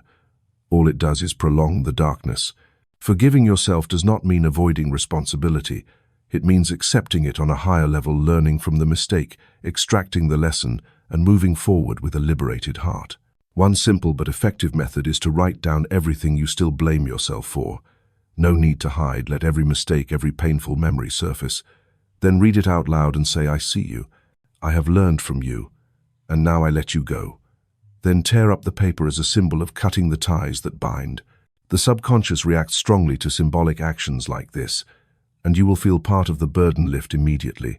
Self-forgiveness is also tied to gratitude. Try shifting your perspective. Instead of seeing mistakes as enemies, view them as teachers. If a wrong decision caused you to lose something, it also gave you an awareness you never had before. If a relationship ended, it may have taught you how to love more maturely. If a financial failure left you struggling, it may have taught you how to manage and make wiser choices in the future. Each time you are grateful for the lesson, you are forgiving yourself because you no longer see yourself as a sinner, but as a student of life. Forgiving yourself also requires patience. Some memories are too deep to disappear with one "I forgive myself." But every time you choose to let go a little, the darkness recedes a little. Every time you choose gratitude over blame, the wound closes a little more. One day you will realize that what once pierced your heart is now only a faded memory with no power over you anymore. Remember, you cannot give others what you do not have. If you cannot forgive yourself, it will be difficult to fully forgive others. You will continue to see them through the lens of unforgiven guilt within you. But once you've experienced the liberation of self-forgiveness, you will become gentler, more compassionate, because you understand that everyone is on a journey of learning, and everyone deserves the chance to begin again. Self-forgiveness does not erase the past, but it rewrites its meaning. It turns dark chapters into lessons learned, tears into a stream that cleanses, and wounds into doors leading to growth. And when you make peace with the past, the present becomes lighter, and the future opens wide. Let today be the day you sign your own freedom decree. Declare a year of jubilee in your soul, not just for others, but for yourself. Say, "I choose to forgive myself. I am no longer a prisoner of the past. I am free to live fully in the present. When these words are spoken with true conviction, you will feel a miraculous release, a heart as light as clouds, eyes as bright as dawn, and a soul walking forward with renewed steadiness. Self-forgiveness is a door you must open with your own hands. No one else can open it for you. But once it's open, light will rush in, and you will know what true freedom feels like. The freedom that comes from making peace with yourself. In the model prayer, there is a short line that contains a great spiritual law. Give us this day our daily bread. Not give us an eternal treasure, not give us enough to hoard for life, but today's bread, the necessary portion to live and to keep moving forward. Hidden behind this prayer is a fundamental principle. Divine provision is not a rigid warehouse, but a living, continuous stream, endlessly flowing to those who know how to open their hearts to receive. The greatest obsession of humankind is lack. We fear not having enough tomorrow, we fear depletion, we fear being left behind.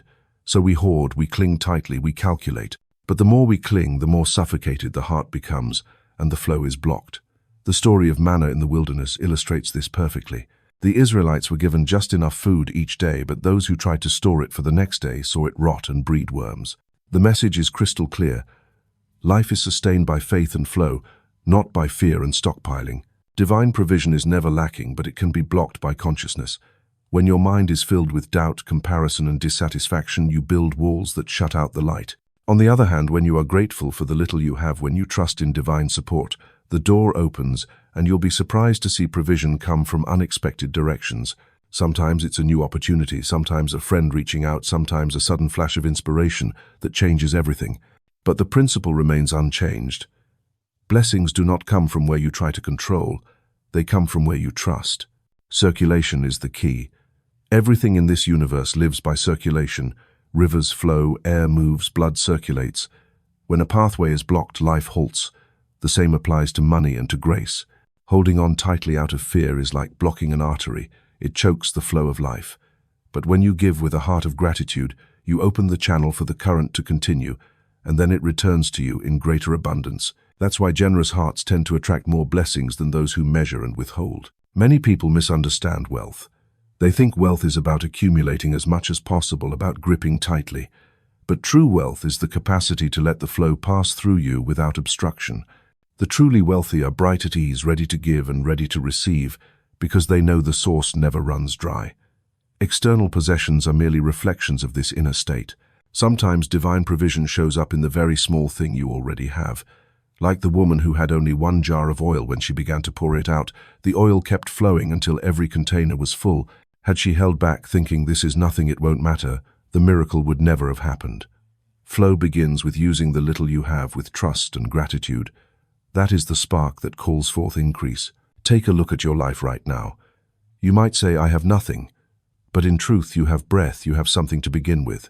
The question is, do you look at it with eyes of lack or eyes of gratitude? When you are grateful, you are affirming to the universe that you are ready for more.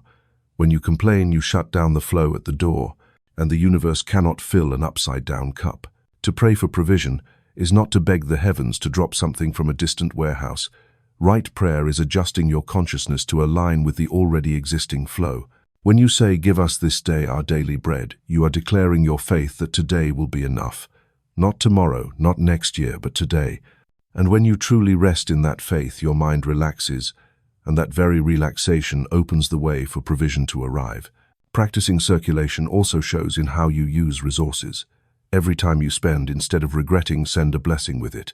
This money will bring benefit to others and will return to me in a fuller way. Every time you receive, instead of dismissing it, say, thank you, this is part of the abundant flow at work. This very attitude transforms each small act in daily life into a sacred ritual where you constantly affirm the flow of grace. The greatest fear of humankind is lack, but the greatest truth you can hold is this: the source never runs dry. Heaven feeds the sparrows and clothes the lilies of the field in splendor. How could you ever be forgotten? When you begin to live in this certainty, you step out of the whirlwind of anxiety and into the rhythm of blessing. No more scrambling, no more fear, only trust and gratitude. Divine provision is not a random miracle, it is a law. This law says those who open their hearts to receive shall be given. Those who give shall be given back. Those who live in trust shall see abundance. And when you live this way, your daily bread is always there, never lacking. That bread may be food and clothing, it may be the right idea at the right moment, it may be a companion on your journey, it may be inner peace. But in whatever form it takes, it is always enough and always new for each day. Let today be the day you step into that current of flow. Don't hoard fear. Don't close your heart because of worries about the future. Be grateful for what you have. Give within your capacity and trust that the rest will always be provided. Then you will understand that the ancient prayer is not just words but an unchanging law. Give us this day our daily bread. And you will live in the truth that heaven is always enough today and always. Health is not merely the absence of illness. True health is the harmony between body and mind, when the body becomes a mirror reflecting inner peace. Every cell listens to the language of the spirit. Every organ responds to the vibration of emotion. When the mind is filled with anxiety, the body tightens and becomes chaotic. When the mind radiates peace, the body is enveloped in a healing energy stream. That is why someone can take all kinds of medication and still not feel well, while another person recovers miraculously simply by restoring faith and peace. Scripture says, "I am the Lord who heals you." That line is not merely a supernatural promise but an eternal truth. Healing originates from the divine source of life, and the body needs only to align itself for health to be restored. Every positive thought is an invisible dose of medicine. Every affirmation of peace is a new blood vessel being opened. On the contrary, every fear, every resentment, every burst of anger is a drop of poison trickling into the body. We cannot deny that the body faithfully reflects the inner world. If you want to change your health condition, begin with your mind. Ask yourself, what am I nurturing in my heart? What kind of energy am I feeding into my body? A person who constantly says, "I'm weak, I'm sick," is sending repetitive messages into the subconscious, and the body simply obeys. But when a person affirms, "Divine life is flowing through me, I am strong, I am whole, I am healthy," the cells respond as if called by name to return to their original order. The body already contains healing intelligence. Once the mind opens the way, the process of regeneration will naturally unfold. To pray for health is not to list ailments before heaven, nor to beg for healing. Right prayer is to declare the power of life already within you. Say, "The peace of God reigns in my soul. Divine life operates perfectly in every cell of my being." These words are not just sounds but spiritual commands, sacred instructions sent to the subconscious. And the subconscious will work faithfully, restructuring the body to match the command. The body is a loyal student of emotion. You can clearly see when afraid, the heart races and palms sweat. When angry, the face turns red and blood pressure spikes. When at peace, the breath is steady, the heart beats calmly, the facial muscles relax. This proves the body is not autonomous, it merely reflects the inner state. Therefore, to heal the body, don't just focus on medicine or diet. Heal the root, the mind. Medicine can support, but peace is the foundation. The ancients said, "Above all else, guard your heart, for everything you do flows from it." The heart here is not just a biological organ, but the center of emotion and thought. If your heart is filled with anger, bitterness, and hatred, no amount of exercise or nutrition can sustain lasting health.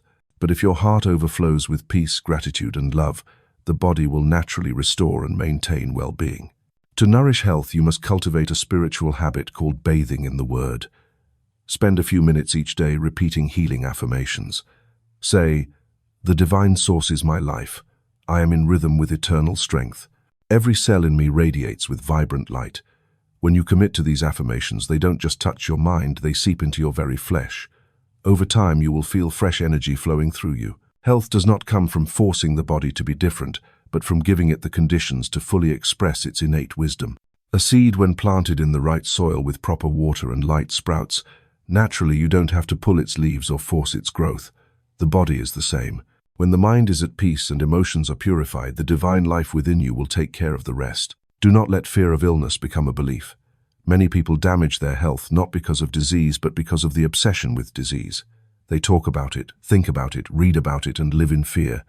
And according to spiritual law, they are sowing more darkness into their bodies. Shift your focus, think about life, speak of life, affirm life. When light is strong enough, darkness vanishes on its own. If you are carrying illness within you, remember that it does not define you. You are not a patient, you are a child of life. Disease is only a temporary state, not your identity. Do not identify yourself with symptoms. Identify with the eternal source of life. And when you truly realize this, you will see your body begin to obey the new command. Health is a sacred right, not a rare privilege. It is the natural state when one lives in alignment with the laws of life. When you maintain a peaceful mind, speak truthfully, think positively, and act in love, you are creating the perfect environment for health to flourish. You don't need to search far, for the body is only a mirror faithfully reflecting the picture you paint within your soul. So instead of asking, "What must I do to be healthy?" ask, "What am I thinking, feeling, and sowing into my soul?" When the answer is peace, gratitude, and trust, you will see the body respond like a gentle melody arising from the heart, spreading throughout your being, bringing vitality, freedom, and joy of life. Health begins in the mind, and the body is simply an obedient student. Sow seeds of peace into the mind, ignite the flame of love in the heart, and set the rhythm of trust in the soul. Then the body will sing the song of health, and you will live in the full power that divine life has given you from the beginning of time. There are moments in life when we stand at a crossroads, our minds in turmoil, logic calculating, hearts wavering. At such times we yearn for a clear sign, a decisive call to point us toward the right path. But the truth is, divine guidance rarely arrives in thunder or blazing fire. It comes like a gentle breeze, a soft whisper resonating within, quiet enough that only those who truly listen can detect it, yet strong enough to guide an entire life. The story of Elijah on Mount Horeb serves as proof. After the fierce wind, the earthquake, and the fire, Elijah did not encounter the presence of God.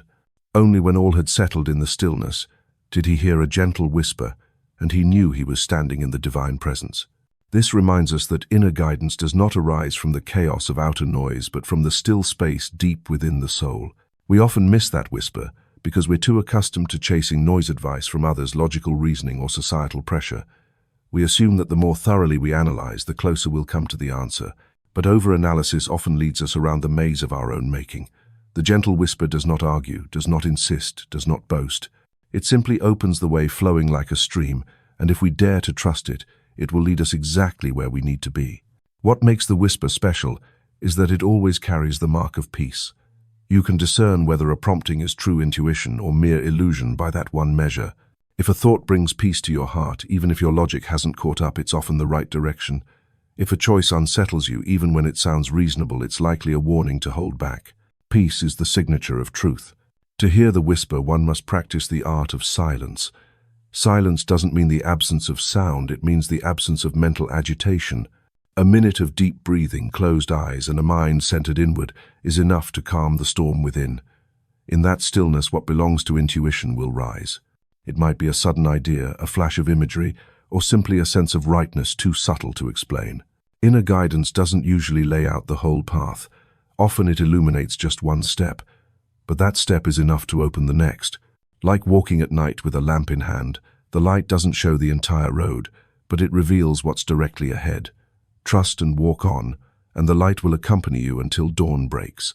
Sometimes the whisper comes through a passage of scripture you happen to read, a remark someone blurts out, or a small event that occurs in your day. But all of it resonates inside you like a familiar bell, a confirmation you had already heard in silence. This is the graceful interplay between inner and outer, a sign that the universe is conspiring with you to steer you home. Many people fear making mistakes, fear taking the wrong path, so they hesitate to listen to the whisper. But remember, inner guidance will never lead you to destruction. It always directs you toward light, truth, and peace. Even if the path goes against conventional logic, you'll eventually realize it was the only route to wholeness. A simple practice to develop your ability to hear the whisper is keeping an intuition journal. Each morning, when your mind is still clear, jot down passing thoughts, vague feelings, sudden intuitions. Don't judge, just record.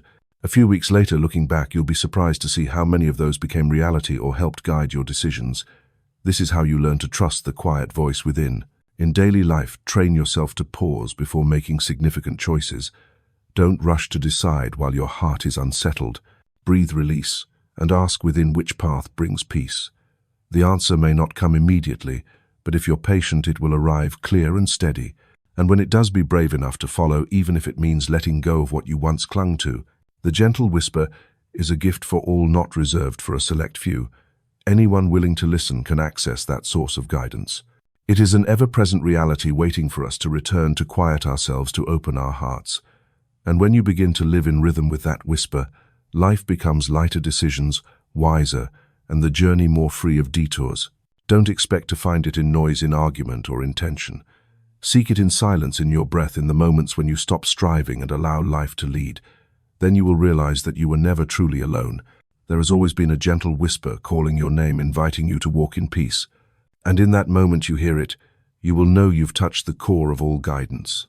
A quiet current, unassuming yet unwavering, drawing you toward the light, where life becomes a journey filled with trust and peace. No one goes through life without encountering trials or facing temptations. They come in many forms: sudden loss, financial crises, enticing shortcuts, or inner urges to abandon the long path in favor of something seemingly easier. People often view trials as punishment and temptation as a trap, but in reality both are tests designed to strengthen the inner self. Just as gold must pass through fire to become pure, the soul must pass through trials and overcome temptations in order to mature. The first thing to understand is that trials are not punishment, they are opportunities. When a door closes, when a foundation crumbles, that is when the true nature of your faith is revealed. In easy circumstances, anyone can appear strong, but it is only when the storm hits that you discover whether you are standing on rock or sinking sand. Adversity reveals where you have placed your trust on fragile conditions or on unchanging principles, and when you choose to stand firm in faith, the trial transforms into a platform that lifts you to a new height. Temptation plays a similar role.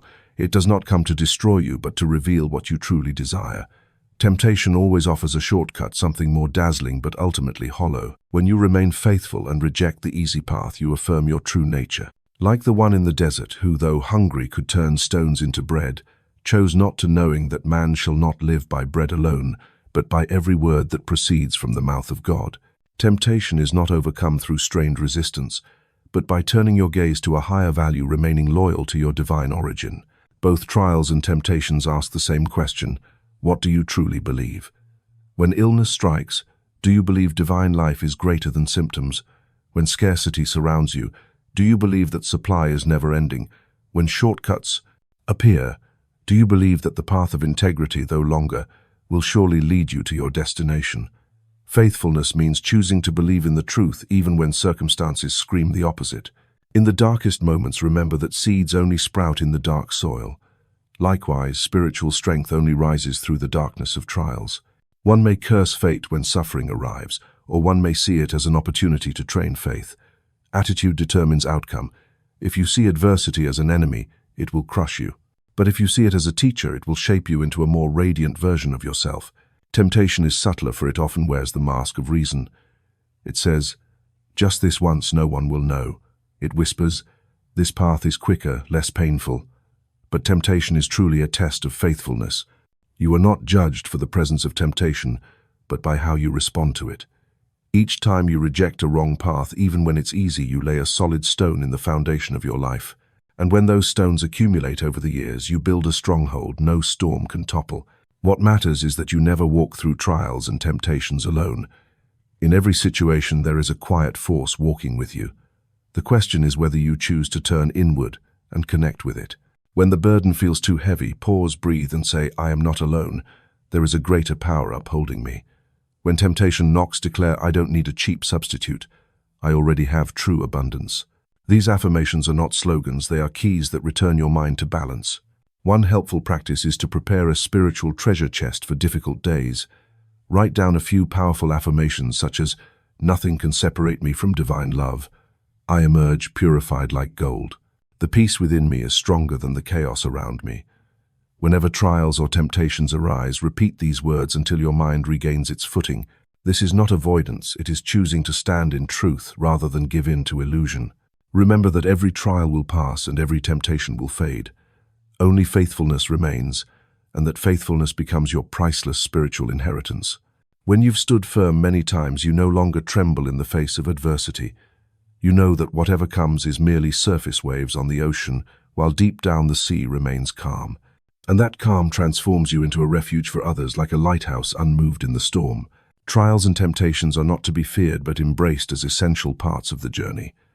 Each time you overcome, you not only conquer the situation, but awaken a deeper layer of strength within yourself. Faithfulness is the key.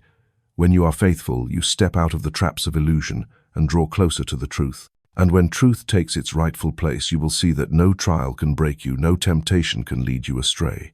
All of it becomes stepping stones, lifting you nearer to the eternal essence already within you. No lasting transformation ever arises from fleeting inspiration alone. The flashes of clarity that light up the mind may open a path, but if they are not converted into a steady rhythm of living, they soon fade. Humans are shaped by habits, and habits are forged through persistent repetition. If you wish to build a strong spiritual life, nothing can replace method, a clear framework, a discipline that is flexible yet firm, a daily rhythm repeated until it becomes as natural as breathing. The threefold rhythm of the day is foundational: morning, noon, and night. Each moment is a point of contact with the divine source, a reminder of who you are, a recalibration of the mind to return to its axis. Morning is the beginning where you set direction. Noon is a pause where you readjust amidst the chaos. Evening is closure where you plant new seeds into the subconscious before drifting into sleep. 3 times a day, you draw the mind back to center, and gradually you create a continuous spiritual flow, unbroken and alive. Morning is the moment that shapes the entire day. Upon waking, the mind is clear and receptive. This is not the time to reach for your phone, nor to dive into the news, but to sit in silence, breathe, become aware that life is flowing within you. Affirm today: I choose peace, I choose trust, I choose to live in the light. A few strong affirmations can shift the course of the entire day. Then read a short passage of wisdom, allowing noble ideas to settle in before anything else intrudes. A morning like this is sowing seeds. Noon is when you're likely swept up in work, worries, distractions. That's why a 1-minute pause becomes priceless. Close your eyes, breathe deeply, and remind yourself the source is here. All is still in order. Even this single sentence can dissolve fatigue, reset your focus, and return serenity to your mind. It's like realigning a compass to true north every time it veers off. The more faithful you are to this midday pause, the less likely you are to be consumed by the chaos of the day. Evening before sleep is when you hand over your final instructions to the subconscious. Rather than sink into anxiety or regret, sit down and reflect on your day. Do not judge. Only observe: what did I think, say, do today? What brought light? What was misaligned? Then release every burden, deny everything that is not rooted in truth, and plant, within a positive image, see yourself in peace, in abundance, in health. Affirm: I surrender all to the source of light. I sleep in peace. This is when the subconscious fully receives, and while you sleep, it quietly weaves the experience of your tomorrow. When these 3 time points become your daily rhythm, you create a spiritual shield, and to ingrain a habit, you need a 21-day stretch. Because 21 days is long enough for the brain to form a new pattern, and long enough for the heart to sense the difference and desire to sustain it. The 21-day program doesn't require grand gestures, only small, faithful repetitions each day. Each morning you perform the opening ritual silence affirmations, reading words of wisdom. Each noon you pause for 1 minute to remember your center. Each evening you do the seed planting ritual, reflect, release, and sow a new image. In addition, spend a few minutes reading a scripture passage, an affirmation, and writing in a journal one thing you are grateful for today, one inspiration. You received one flash of intuition. This act of writing becomes your proof that the journey is real. Over 21 days, you'll witness subtle yet unmistakable changes. Your mind grows calmer and you remain composed in the face of challenge. Decisions become clearer because you begin to hear your inner whisper. Your body responds to peace with renewed vitality. Relationships soften because the energy you radiate is different. And most importantly, you feel grounded, anchored by an unbreakable method. Not because 21 days are magical, but because consistent repetition turns habit into instinct. Once that habit takes root, you no longer have to remember, it operates on its own. Like breath, like heartbeat, like walking, your connection to the divine becomes a natural part of you. That's when the method becomes unbreakable. Nothing external can take it from you. If one day you falter or skip a session, don't condemn yourself. Simply return at the next opportunity. The method does not demand perfection. It asks for loyalty. Like a river whose flow may encounter rocks, it always finds its path. You just have to return and the current resumes. When the 21 days conclude, you'll realize you haven't merely completed a program, you've etched a new habit into your soul. And that habit becomes your refuge, your compass, your source of strength in every situation. This is the secret to sustaining a spiritual life in an ever-changing world: the threefold rhythm, the 21-day program, and the repetition of faithfulness. And when you walk with this method, you no longer fear getting lost, because no matter how the world shifts, you have an anchor, a bright, steady, unbreakable anchor. From there, you live no longer swept by circumstance, but as the true master of your life, walking in light, in peace, and in unwavering faith.